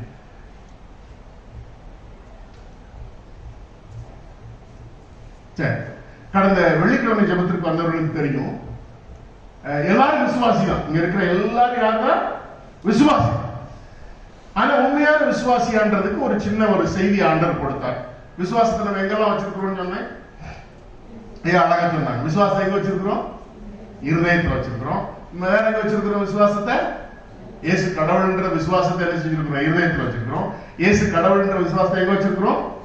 அறிவுல வச்சிருக்கிறோம். இன் आवर மைண்ட், ரைட், வச்சிருக்கிறோம். அப்புறம் ஐயா இன்னொரு அழகா சொன்னாங்க, சுவாரஸ்யம். விசுவாசத்தை எங்க வச்சிருக்கிறோம்? வாயில வச்சிருக்கிறோம். இல்ல, வாயில வச்சிருக்கிறோம் விசுவாசம் சொல்லிட்டு. ஆனா அந்த இருதயத்தில் இருக்கக்கூடிய விசுவாசமானது அது செயல்படுத்தப்பட வேண்டும் என்று சொல்லி ஆவியானவர் நமக்கு என்ன செய்திருக்கிறார்? கற்றுக் கொடுத்திருக்கிறார். அப்போ இந்த இயேசுவானவர் சகேயுடைய வீட்டில் வந்த பின்பாக அவன் ரட்சிப்பை பெற்றுக்கொண்டான். எதனால பெற்றுக்கொண்டான்? அவர் கொடுத்த ரட்சிப்பு. எப்படி வந்தது? அவர் தன்னை சகேயுக்கு போதகராக என்ன செய்யல, வெளிப்படுத்தல. நல்லா கவனிங்க. இதுவரை சகேயு என்ன செஞ்சிருந்தாரு? அவர் பெரிய பிரீச்சர், பெர்ஃபார்மர். என்ன performer? Miracle performer. he can perform great miracles அப்படின்னு சொல்லி அறிந்திருந்தான். இன்னொரு அவன் ஒரு யூதனா இருந்ததுனால அவர் ஒரு பெரிய தீர்க்கதரிசி. அவர் பெரிய தீர்க்கதரிசி. அவரால் மாத்திரம்தான், தீர்க்கதரிசிகளால் மாத்திரம்தான் அற்புதம் செய்ய முடியும். தீர்க்கதரிசிகளால் மாத்திரம் அதிசயம் செய்ய முடியும். இல்ல, தீர்க்கதரிசிகள் மாத்திரம்தான் கடவுளுடைய வார்த்தையை கொண்டு வருவாங்க. அதனால அவர் ஒரு பெரிய போதகர், பெரிய அற்புதம் செய்கிறவர் அப்படின்னு சொல்லிட்டு எலிசா போன்றதான அருமையான தீர்க்கதரிசிகளை போன்றவர் சொல்லி நினைச்சுக்கிட்டு இருந்தவனுக்கு இயேசு சாமி பேரை சொல்லி கூப்பிட்ட உடனே, வீட்டுக்கு வந்த உடனே the revelation came to Zacchaeus very personally. God revealed himself as Savior.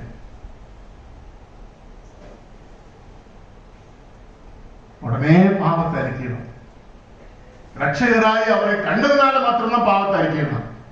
நான் யாக்கையாவது அநியாயமா வந்தால் நாளத்திலேயே கொடுத்துடுறேன், ஏழைகளுக்கு கொடுத்துடுறேன், ஏதோ நான் செய்ய வேண்டிய நீதியை செய்யாமல் இருந்துட்டேன், நான் பாவம் செஞ்சுட்டேன்னு சொல்லிட்டு அறிக்கை எடுக்கிறான். அறிக்கைக்கு அப்புறம் தான் ஆண்டு சொல்றாரு, இந்த வீட்டிற்கு ரட்சிப்பு.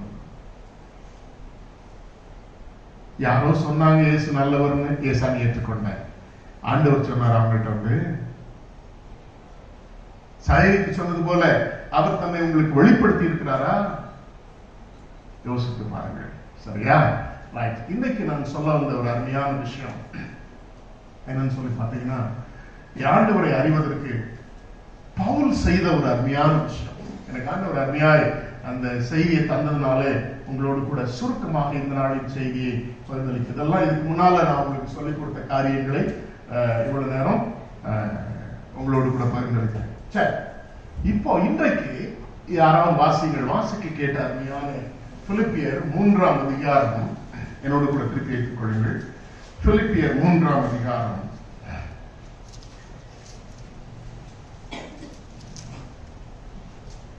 7ஆம் வசனத்தையும் 11ஆம் வசனத்தையும் வாசிக்கிறேன். எனக்கு லாபமாய் இருந்தவைகள் எவைகளோ அவைகளை கிறிஸ்துவுக்காக நஷ்டம் என்று எண்ணினேன். 8ஆம் வசனத்தை வாசிங்க. அது மாத்திரமல்ல அந்த வாக்கியத்தை கவனியுங்கள். என் கர்த்தராகிய இயேசு கிறிஸ்துவை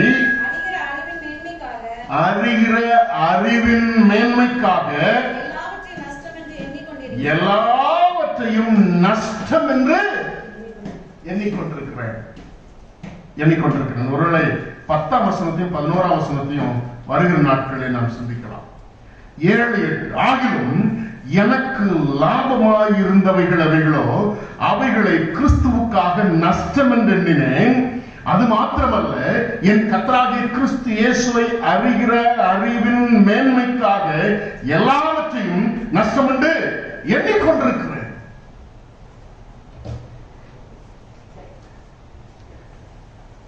கவனியுங்கள். நமக்கு இருக்கிற சர்ப்ளஸஸ்,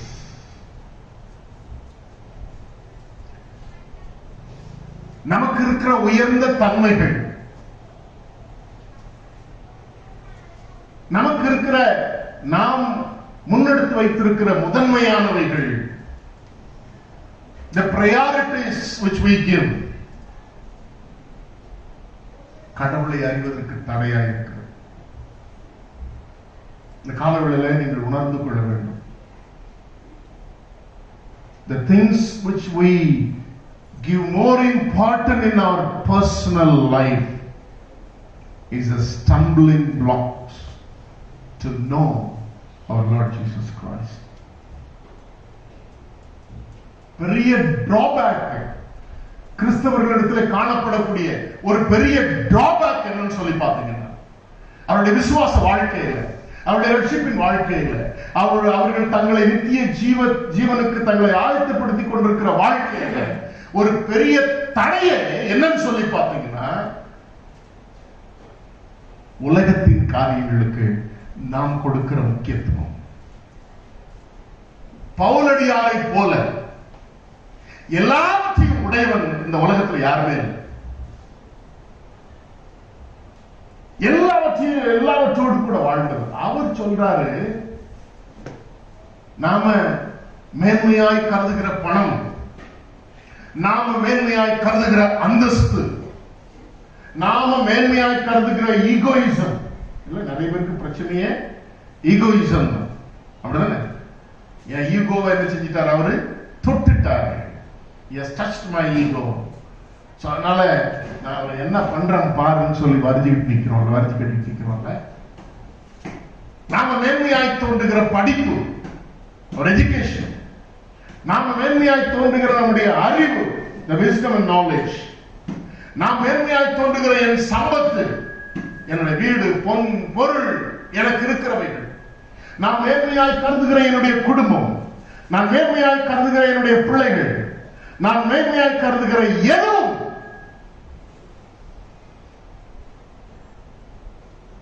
ஆண்டவரை அறிகிற அறிவுக்கு முன்பாக குப்பையும் தூசியுமானது என்று சொல்லி பவுலடியார் சொல்லுகிறார். யார் சொல்ல முடியும் இந்த உலகத்துல? சாதாரண மனுஷன் யார் சொல்ல முடியும்? பவுல் பெரிய பெரிய என்ன சொல்றது, பெரிய விசுவாசிகளா கிடையாது. He was an ordinary Jew. ஒரு சாதாரண யூதன். Of course, தோராவை தெளிவாய் பின்பற்றின வைராக்கியம் உள்ளவன். அவன் சொல்லுகிறான், அதெல்லாம் நான் குப்பையா கருதுகிறேன் அப்படின்னு சொல்றார். நிறைய நேரங்கள்ல ஆண்டவராக இயேசு கிறிஸ்துவை அறிவதற்கு உலகத்துல நமக்கு மேன்மையாய் தோன்றுகிற காரியங்கள் தான் என்ன செய்கிறது? தடையா இருக்கு. அதனாலதான் அவரை அறிய வேண்டிய பிரகாரமாய் நம்மால் அறிய முடியாமலே வாழ்ந்து கொண்டிருக்கிறோம். அறிவிலே அறிந்திருக்கிறோம், இருதயத்தில் அறிந்திருக்கிறோம், நம்முடைய தன்மையிலே அவரை அனுபவித்திருக்கிறோமா? இயேசு கிறிஸ்துவின் அறிவை பெற்றுக் கொண்டிருக்கிறோமா? இல்லை. பவுலுடைய அறிவு போல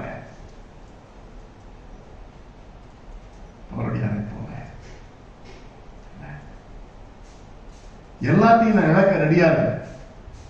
இயேசுவை அறியறதுக்காக எல்லாவற்றையும் நஷ்டமாவும் நஷ்டப்பட்டாவும் நான் ரெடியா இருக்கிறேன். எல்லாத்தையும் இழக்க ரெடியா இருக்கேன். நம்மால ஒரு நயா பைசாவை எந்த காரியத்திற்காக என்ன செய்ய முடியாது? நான் இழக்க முடியாது. எந்த காரியத்துக்கு என்ன செய்ய முடியாது? இழக்க முடியாது.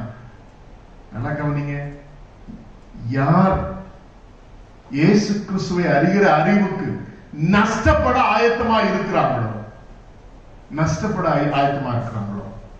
அவங்க மட்டும்தான் பரலோகத்துக்கு போக முடியும். எப்படி நஷ்டப்பட முடியும் நீங்க கேட்கலாம்.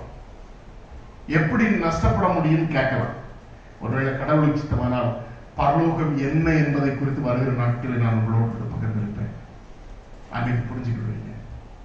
When you compare heaven and the blessings of the heaven and the blessings of the earth, உலகத்தின் ஆசீர்வாதங்களையும் பரலோகத்தின் ஆசீர்வாதங்களையும் ஒப்பிட்டு சற்று இமேஜின் பண்ணி பார்த்தீங்கன்னா அப்பதான் நமக்கு புரிய வரும். இதெல்லாம் என்னது? தூசி. இதெல்லாம் தூசி. அப்பதான் இயேசுவை அறிகிற அறிவை பெற்றுக்கொள்வதற்கு எல்லாவற்றையும் இழக்க ஆயத்தமாக இருக்க முடியும். இல்லைன்னா அந்த அறிவை பெற்றுக்கொள்ள முடியாது. என்ன அறிஞ்சிக்கோ தான் சொல்றாரு, வேற ஒண்ணுமே சொல்லல. சரியா? நான் ஆரம்பத்தில் சொன்னேன், நம்முடைய இருதயம் தான் காரணம். நம்ம இருதயம் தான் இடுக்கமான வாசல். நம்முடைய இருதயம் தான் கஷ்டப்படுது பரலோகத்துக்கு போறதுக்கு. அதை மாத்தி அமைச்சுக்கிட்டோம்னா ஆண்டவர் பரலோகத்துக்கு போற வழி ஈஸியா இருக்கிறார். சரியா? அப்போ அவரை அறிகிற அறிவுக்கு மேன்மைக்காக எல்லாவற்றையும் நான் என்ன செய்திருக்கிறேன்? நான் நஷ்டப்படுத்திக் கொண்டிருக்கிறேன் அப்படிங்கிறார். சொன்னாரு. அடுத்த வருஷம் நமக்கு தெரிஞ்ச வருஷம், இதெல்லாம் பெரிய சொல்லிக் கொடுக்க வேண்டியதில்லை. பிறவியில இருந்து நம்ம படிச்சிருக்கிறோம் கிறிஸ்தவர்களா இல்ல. எது நஷ்டம் எது லாபம்ங்கிறது சொல்ல. உலகம் முழுசும் நான் ஆதாயப்படுத்தினாலும் என் ஜீவனை நஷ்டப்படுத்தினால் எனக்கு லாபம் என்ன? அப்படின்னா என்ன சொல்ல விரும்புகிறார் ஆவியானவர் இந்த வசனத்தின் மூலமாக? உலகத்தில் இருக்கக்கூடிய உங்களுடைய பணம், பொருள், சம்பத்து, அந்தஸ்து, உங்களுடைய அழகு, உங்களுடைய அறிவு, எல்லாவற்றை விட ரொம்ப முக்கியமானது உங்களுடைய ஜீவன். உங்களுடைய ஜீவனுக்கு ஈடான பொருள் இந்த உலகத்தில் ஒண்ணுமே இல்லை என்றார். உங்களுடைய ஜீவனுக்கு ஈடான பொருள் ஒண்ணுமே இல்லைன்னு சொல்றார். எத்தனை பேருக்கு அந்த உண்மையை நம்ம என்ன செய்திருக்கிறோம்? ஆராய்ந்து பார்க்கிறோம். எத்தனை பேர் அந்த உண்மையை நம்ம என்ன செய்திருக்கிறோம்? அறிந்திருக்கிறோம். எத்தனை பேர் அந்த உண்மையை அறிந்திருக்கிறோம்? என் உயிர் ரொம்ப முக்கியங்க. உலகத்தில் இருக்கக்கூடிய எல்லாத்தையும் விட என்னுடைய ஜீவன் ரொம்ப முக்கியம். நம்முடைய உயிரினுடைய வேல்யூ தெரியுமா உங்களுக்கு? அந்த உயிரினுடைய வேல்யூ நம்ம நினைச்சோம்னா அதை ஒப்பிட்டு பார்க்கும் பொழுது ஏன் பரலோகத்தின் காரியங்கள் அடுத்த முறை அடுத்த செகண்டரியா வச்சுக்கிடுமே. நம்முடைய உயிர் அல்லது நம்முடைய ஜீவனுடைய மதிப்பீட்டை சரியாய் புரிஞ்சுக்கிட்டோம்னா நமக்கு முன்னால் இருக்கக்கூடிய காசு பணம்லாம் ஒண்ணுமே இல்லை. நமக்கு முன்னால் இருக்கக்கூடிய காசு பணம்லாம் ஒண்ணுமே இல்லை. அதனால இந்த வசனம் எப்படி சொல்லுகிறது? உலகம் முழுசும் மனிதன் ஆதாயப்படுத்தினாலும் தன் ஜீவனை, உங்களுடைய ஜீவனுக்கு வேற யாரும் உத்தரவாதம் பண்ண முடியாது. Nobody is going to give account for your personal life or your life, which is the image of God. அதற்கு உத்தரவாதம் நீங்க தான்.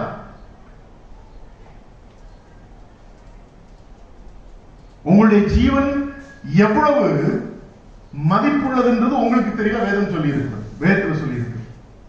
இன்னைக்கு மனுஷன், கிறிஸ்தவர்கள் சிலர் தற்கொலை பண்றாங்க. ஒரு கிறிஸ்தவன் தற்கொலை பண்ணானா அவனை போல இயேசுவின் முட்டாள் உலகத்துல ஒருத்தனுமே இல்லை. அவனை போல ஒரு முட்டாள் ஒருத்தனும் இல்லை. ஏன்? வேதம் சொல்லுகிறது இந்த ஜீவன் எவ்வளவு மதிப்பீடு உள்ளது அப்படிங்கிறது.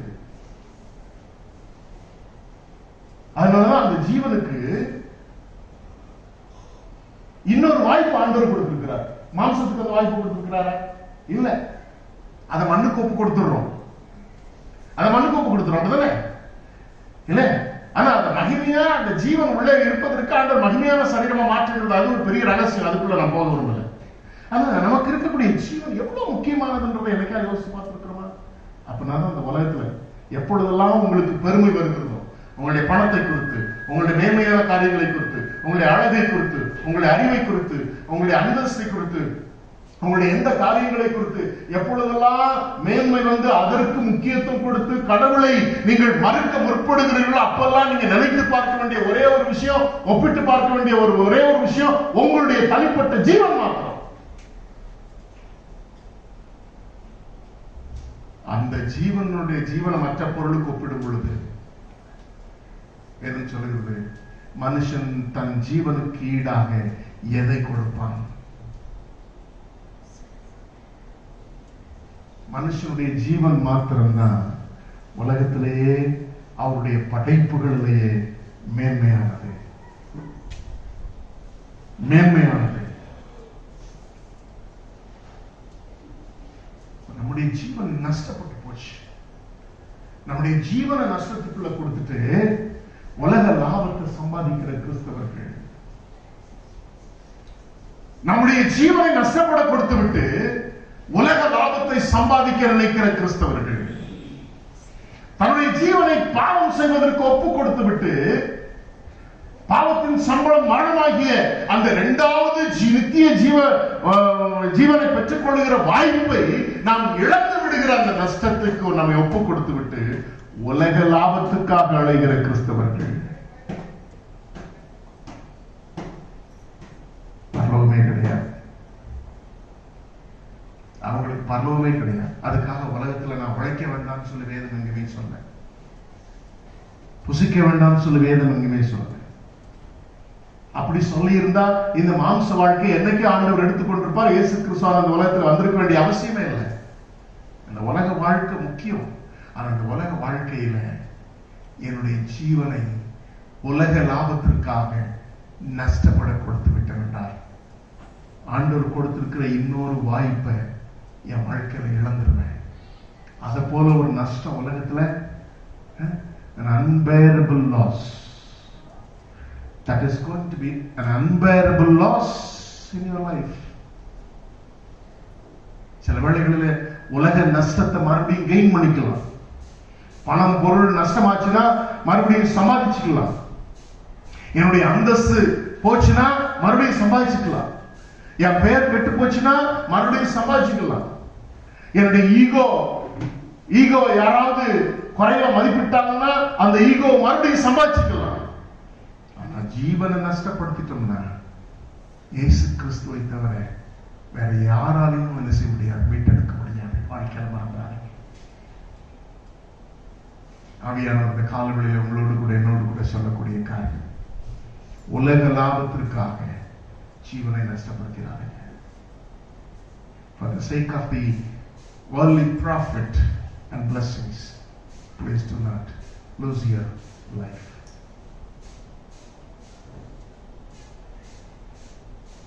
Lose your life.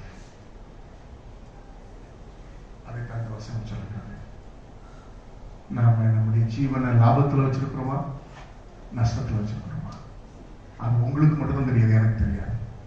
உங்களுக்கும் உங்களை என்னை படைத்திருக்கிற ஆண்டவருக்கு மட்டும்தான் தெரியும், வேற யாருக்கும் தெரியாது. இந்த காலவெளியில் சற்று யோசித்து பவுலடியாருடைய உலக லாபத்தை நான் எழுதியிருக்கேன். உலக லாபத்தை நான் கொஞ்சம் தான் கொடுத்துருக்கிறேன். It is a vast subject to study about Paul the apostle. நான் கொஞ்சம் தான் கொடுத்துருக்கிறேன். இதெல்லாம் ஒவ்வொன்றா விவரிக்கணும்னு நினைச்சு நமக்கு நேரம் இல்லை. இதெல்லாம் ஒவ்வொன்றா இதெல்லாம் எனக்கு அனுபவிக்க அதிகாரம் சொல்றாரு கொரிந்தியர்ல. இது எல்லாத்தையும் அனுபவிக்க அதிகாரம் இருக்கு. Paul was the wealthiest person. பெரிய வசதியானவர், நல்ல ஹெல்தியான ஆளு. கிறிஸ்தவர்களை கட்டி தனியா நின்று கட்டி இழுத்து அடிக்கிற அளவுக்கு சரீரத்துல நல்ல ஹெல்தியான. நிறைய பேருக்கு ஹெல்த் பத்தி எல்லாம் பெருமை உண்டு. மசில்ஸ் எல்லாம் என்ன பைசப்ஸா, பைசப்ஸ் எல்லாம் காமிச்சுக்கிட்டு இருப்பாங்க. நிறைய பேருக்கு அதை குறித்து ஒரு பைசப்ஸ் வச்சிருக்கிறவங்க அடிக்கடி பைசப்ஸை பார்த்துக்கிட்டே இருப்பாங்க. பார்த்துக்கிட்டே இருப்பாங்க, எப்ப தெரியாம வாட்ச் பண்ணிப்பாங்க. இந்த ஜிம்முக்கு போற கூட்டம் நிறைய இருக்குது, சரியா? அதுக்காக ஜிம்முக்கு போறது தப்புன்னு நான் சொல்ல வரல. அந்த பைசப்ஸ் பார்த்துட்டு அப்படி ஒரு தனி பெருமை. பவுலடியார் பெரிய பைசப்ஸ் உள்ளாரு, 10 பேரை கட்டி எடுத்து அடிக்கிற அளவுக்கு பெரிய ஆளா இருந்தாரு. ஜஸ்ட் கோத்ரூ இட், நான் ரொம்ப நேரம் செலவழிக்கிறேன். wisest person in the Bible. எந்த ஒரு தர்க்கத்தையும் பவுல போல தர்க்கித்து சுவிசேஷத்தை அறிவித்தது இதுவரை உலகத்துல யாரும் பிறக்கவில்லை. இயேசு கிறிஸ்துவுக்கு அப்புறம், இயேசு கிறிஸ்துவுக்கு அப்புறம் சுவிசேஷத்தை தர்க்கத்தின் மூலமா அறிவித்த யாருமே இதுவரை பிறக்கல. அவ்வளவு வைஸா எல்லா நாலேஜ் பெற்ற கமாலியன் கீழே படித்தவன்னா it is not an easy thing. அவ்வளவு பெரிய ஆசிரியருக்கு கீழே படித்தவர், அவ்வளவு பெரிய ஒரு மனுஷன். அறிவனுடைய பெருமை அவருக்கு நிறைய இருக்கலாம். ரிலிஜியஸ் ப்ரௌட், ஏன் கிறிஸ்தவர்களுக்கு கூட ரிலிஜியஸ் ப்ரௌட் இருக்கா இல்லையா? இந்த ப்ரைட் இருக்கா இல்லையா? எங்க சபை தான் சரி, உங்க சபை தான் சரி, அவர் doctrine is right, your doctrine is low, and நீங்கெல்லாம் பரிசுத்தவான்கள், நாங்கள் தான் பரிசுத்தவான்.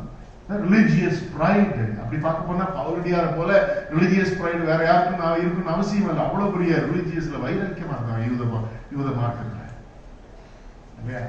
பொலிட்டிக்கல் பவர் இருந்துச்சு அவருக்கு, பொலிட்டிக்கல் இன்ஃப்ளூயன்ஸ் இல்ல, நமக்கு நிறைய பொலிட்டிக்கல் இன்ஃப்ளூயன்ஸ் இருக்குல்ல, நமக்கு அது ஒரு பெரிய பெருமை. இயேசுவை அறிவதற்கு இதெல்லாம் தடையா இருக்கக்கூடாதுன்னு சொல்லிட்டு இருக்கிறேன். ரேசியல் பிரைடு நமக்குள்ள இருக்கா? இன்ன இனத்தை சார்ந்தவன், இன்ன குலத்தை சார்ந்தவன், இன்ன ஜாதியை சார்ந்தவன், இன்ன குடும்பத்தை சார்ந்தவன் இல்ல, நம்முடைய ஃபேமிலி, நம்முடைய ஹெரிட்டேஜ், நம்முடைய ஹைரார்கி, இதை கொடுத்தாங்க. பெருமை நமக்குள்ள இருக்குத, பெருமை வெளிக்காண்பு இருக்கிறோமா இல்லையா? நமக்கு இந்த குலத்துல இருக்கிற, இந்த கோத்திரத்துல இருக்கிற பெருமை பவுலுடைய இருக்குது. பென்யமின் கோத்திரத்தா இல்ல, ஆசீர்வதிக்கப்பட்ட ஒரு கோத்திரம். விருது சேர்ந்தவன் அழகா சொல்ற அந்த வசனத்தை நீங்க வாசித்து பாருங்க. பிலிப்பியர் 3ஆம் அதிகாரத்தை வாசித்து பாருங்க. கொரிந்தியர் 2 கொரிந்தியர் 11ஆம் அதிகாரத்தை வாசித்து பாருங்க. இது போக அவருக்கு இந்த பேஷன்ஸ்,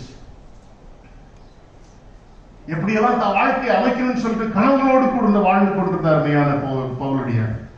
எவ்வளவு கனவுகளோடு வாழ்ந்ததுனாலதான் இதுக்கு முன்னால் அவ்வளவு பொலிட்டிக்கல் அண்ட் ரிலிஜியஸ் இன்ஃப்ளூயன்ஸ் தன்னுடைய வாழ்க்கையில வச்சிருந்தார். Through the political and religious influence, he wanted to achieve anything that in his life.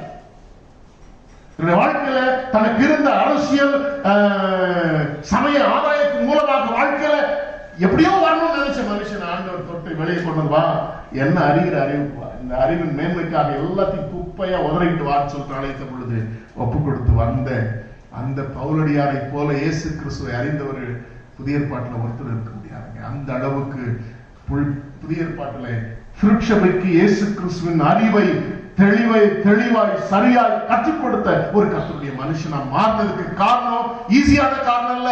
இதெல்லாம் எனக்கு வேண்டாயா, இது எல்லாத்தையும் when I consider the knowledge of Christ, கிறிஸ்துவை குறித்து அறிகிற அறிவின் மேன்மைக்கு முன்பாக இதெல்லாம் ஒன்றே இல்லைன்னு சொல்லி விட்டுக்கு வந்ததுனாலதான் திருச்சபைக்கே இயேசுவை கற்றுக் கொடுக்கக்கூடிய ஒரு பெரிய ஊழியக்காரனா மாறினாங்க.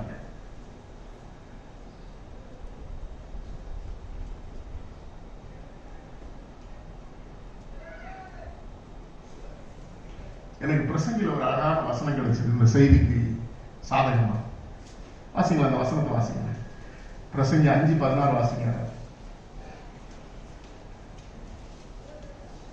அதை மாத்திரம் ஒப்பிட்டு நான் செய்தியை முடிக்க முடியும். அந்த ஐஸ்வர்யம் விக்கினத்தால் அழிந்து போகிறது. அவன் ஒரு புத்திரனை பெறுகிறான், அவன் கையில் யாதொன்றும் இல்லை. 5:16 இருக்கா? அவன் வந்த பிரகாரமே போகிறான். இதுவும் கொடுமையான தீங்கு. காட்சிக்கு பிரயாசப்பட்டதினால் எனக்கு இந்த வசனத்தை வாசிக்கும் போது கொஞ்சம் சிரிப்பாகவும் இருந்துச்சு. ஆனா அந்த வசனத்துல எவ்வளவு சத்தியம் இருக்குன்னு பாருங்க. நம்ம உழைக்கிறோமே உழைப்பு, சம்பாதிக்கிறோமே கோடிகள், வாழ்கிறோமே வசதியான வீடுகள். எதுக்கு சொல்றாரு ஞானவானாகிய சாலமோன்? எதுக்காக சம்பாதிக்கிறோமா? காற்றுக்காக சம்பாதிக்கிறோமா? எந்த காற்றுக்காக? புரியலையோ இந்த வசனம்? இந்த வசனம் புரியலையோ? எந்த காற்றுக்காக சம்பாதிக்கிறோம்? நான் கேட்ட தமிழ் புரியலையா? அல்லது டைம் ஆயிடுச்சு முடியுன்னு நினைக்கிறீங்களா? இன்னைக்கு சத்தியத்தை நான் முடிக்காம உங்களை விடுறது இல்லை. நீங்க என்ன திட்டினாலும் பரவாயில்ல, அடிச்சாலும் பரவாயில்ல. சொல்லுங்க, எதுக்காக சம்பாதிக்கிறோம்? நம்ம சம்பாதிக்கிறோம். ஞானவான் சொல்றாரு, எதுக்காக சம்பாதிக்கிறோமா? நாம விடுற மூச்சு காற்றுக்காக. கொஞ்சம் ஆழமா அந்த வசனத்தை யோசித்து பாருங்க. How least we are.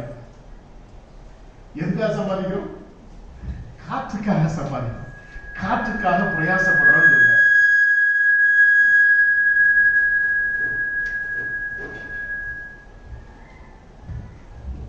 We toil for the wind, for the air we inhale. அதுதான் சொல்லுது, வேற ஒண்ணும் இல்லை அந்த வசனம்.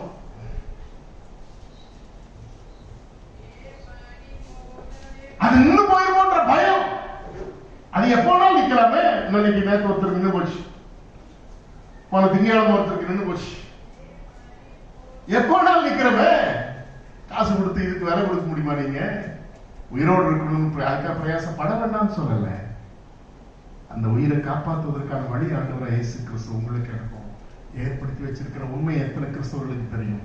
அப்படிப்பட்டவர்கள் என்ன செய்ய முடியும் தெரியுமா? பிலிப்பியர் 1:21 அடிப்படையில கிறிஸ்து எனக்கு ஜீவன், சாவு எனக்கு, அந்த சாவையும் லாபகரமா மாற்றக்கூடிய ஒரு பெரிய கிருபையை ஆண்டவர் உங்களுக்கு எனக்கும் வைத்திருக்கிறார்.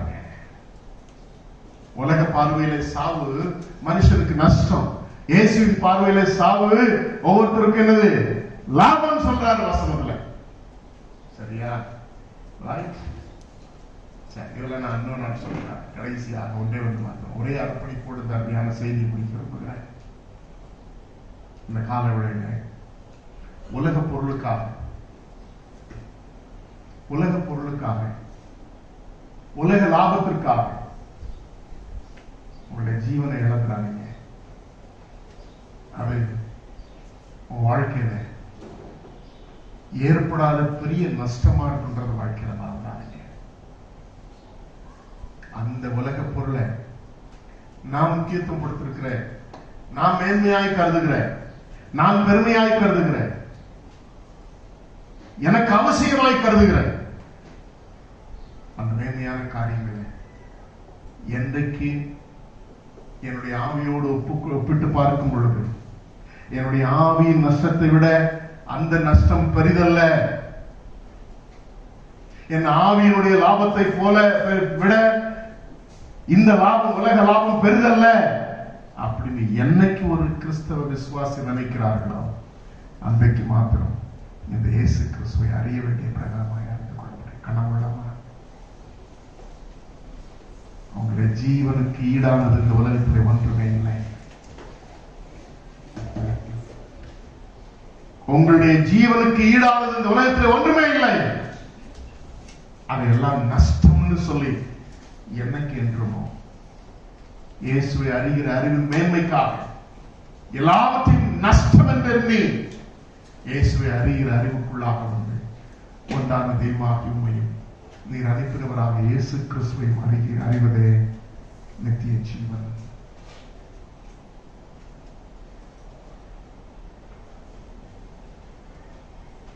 என்னுடைய ஜீவனுக்கு ஈடாக கொடுக்கப்பட்ட ஒரே ஒரு லாபகரமான காரியம் இயேசுவின் ரத்தம் தான். என்னுடைய ஜீவனை லாபமாக்கிக் கொள்ள முடிவென்றால் இயேசு மாத்திரம்தானே ஒழிய வேற எவராலும் என்னுடைய ஜீவனை லாபமாக்கிக் கொள்ள முடியாது.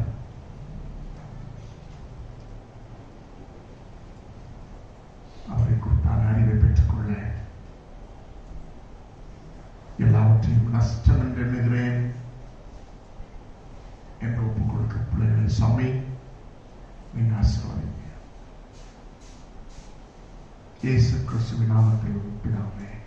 அவையாவர் நடந்த தேவனுடைய நாமத்திற்காக 163ஆம் கீர்த்தனை பாடும். 163ஆம் கீர்த்தனை பாடும்.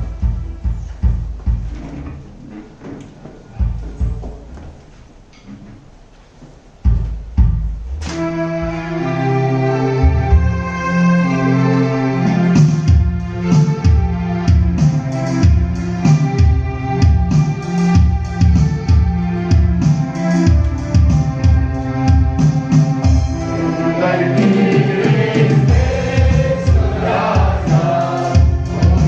you.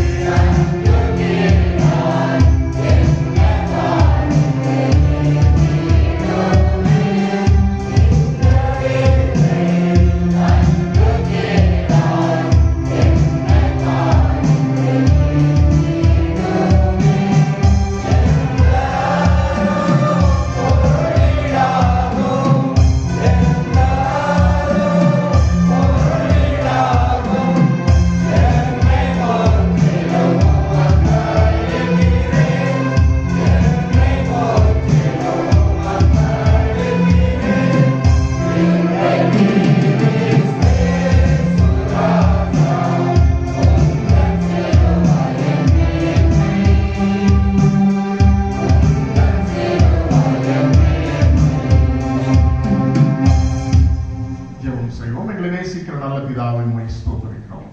கர்த்தருடைய பிரசன்னத்தில் வந்து உம்மை ஆராதிக்க, உமக்குள்ளாய் பாடி மகிழ்ந்திருக்க, எங்களுடைய விண்ணப்பங்களை ஏறெடுக்க எங்களுக்கு கொடுத்த நல்ல பாக்கியத்திற்காக உம்மை ஸ்தோத்திரிக்கிறோம்.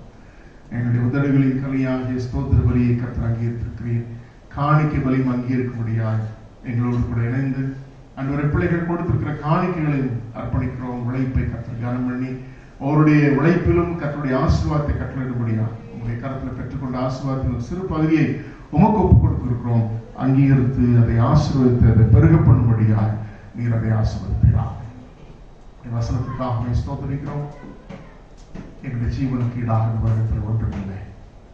அதை நஷ்டப்படுத்தி விடாதபடி உலகத்தை நஷ்டப்படுத்த கொடுத்து உம்மை அறிகிற அறிவினாலே நித்திய ஜீவனுக்குள்ளாக நாங்கள் கடந்து வருவதற்கு எங்களை ஆயத்தப்படுத்திக் கொள்ள அர்ப்பணித்த பிள்ளைகளை நீர் ஆசீர்வதி. தெய்வ சமாதானத்தோடு ஒவ்வொருடைய உள்ளங்களையும் இல்லங்களையும் பாதுகாத்துக் கொள்ளும். இயேசு கிறிஸ்துவின் நாமத்தில் ஜெபிக்கிறேன் நல்ல பிதாவே.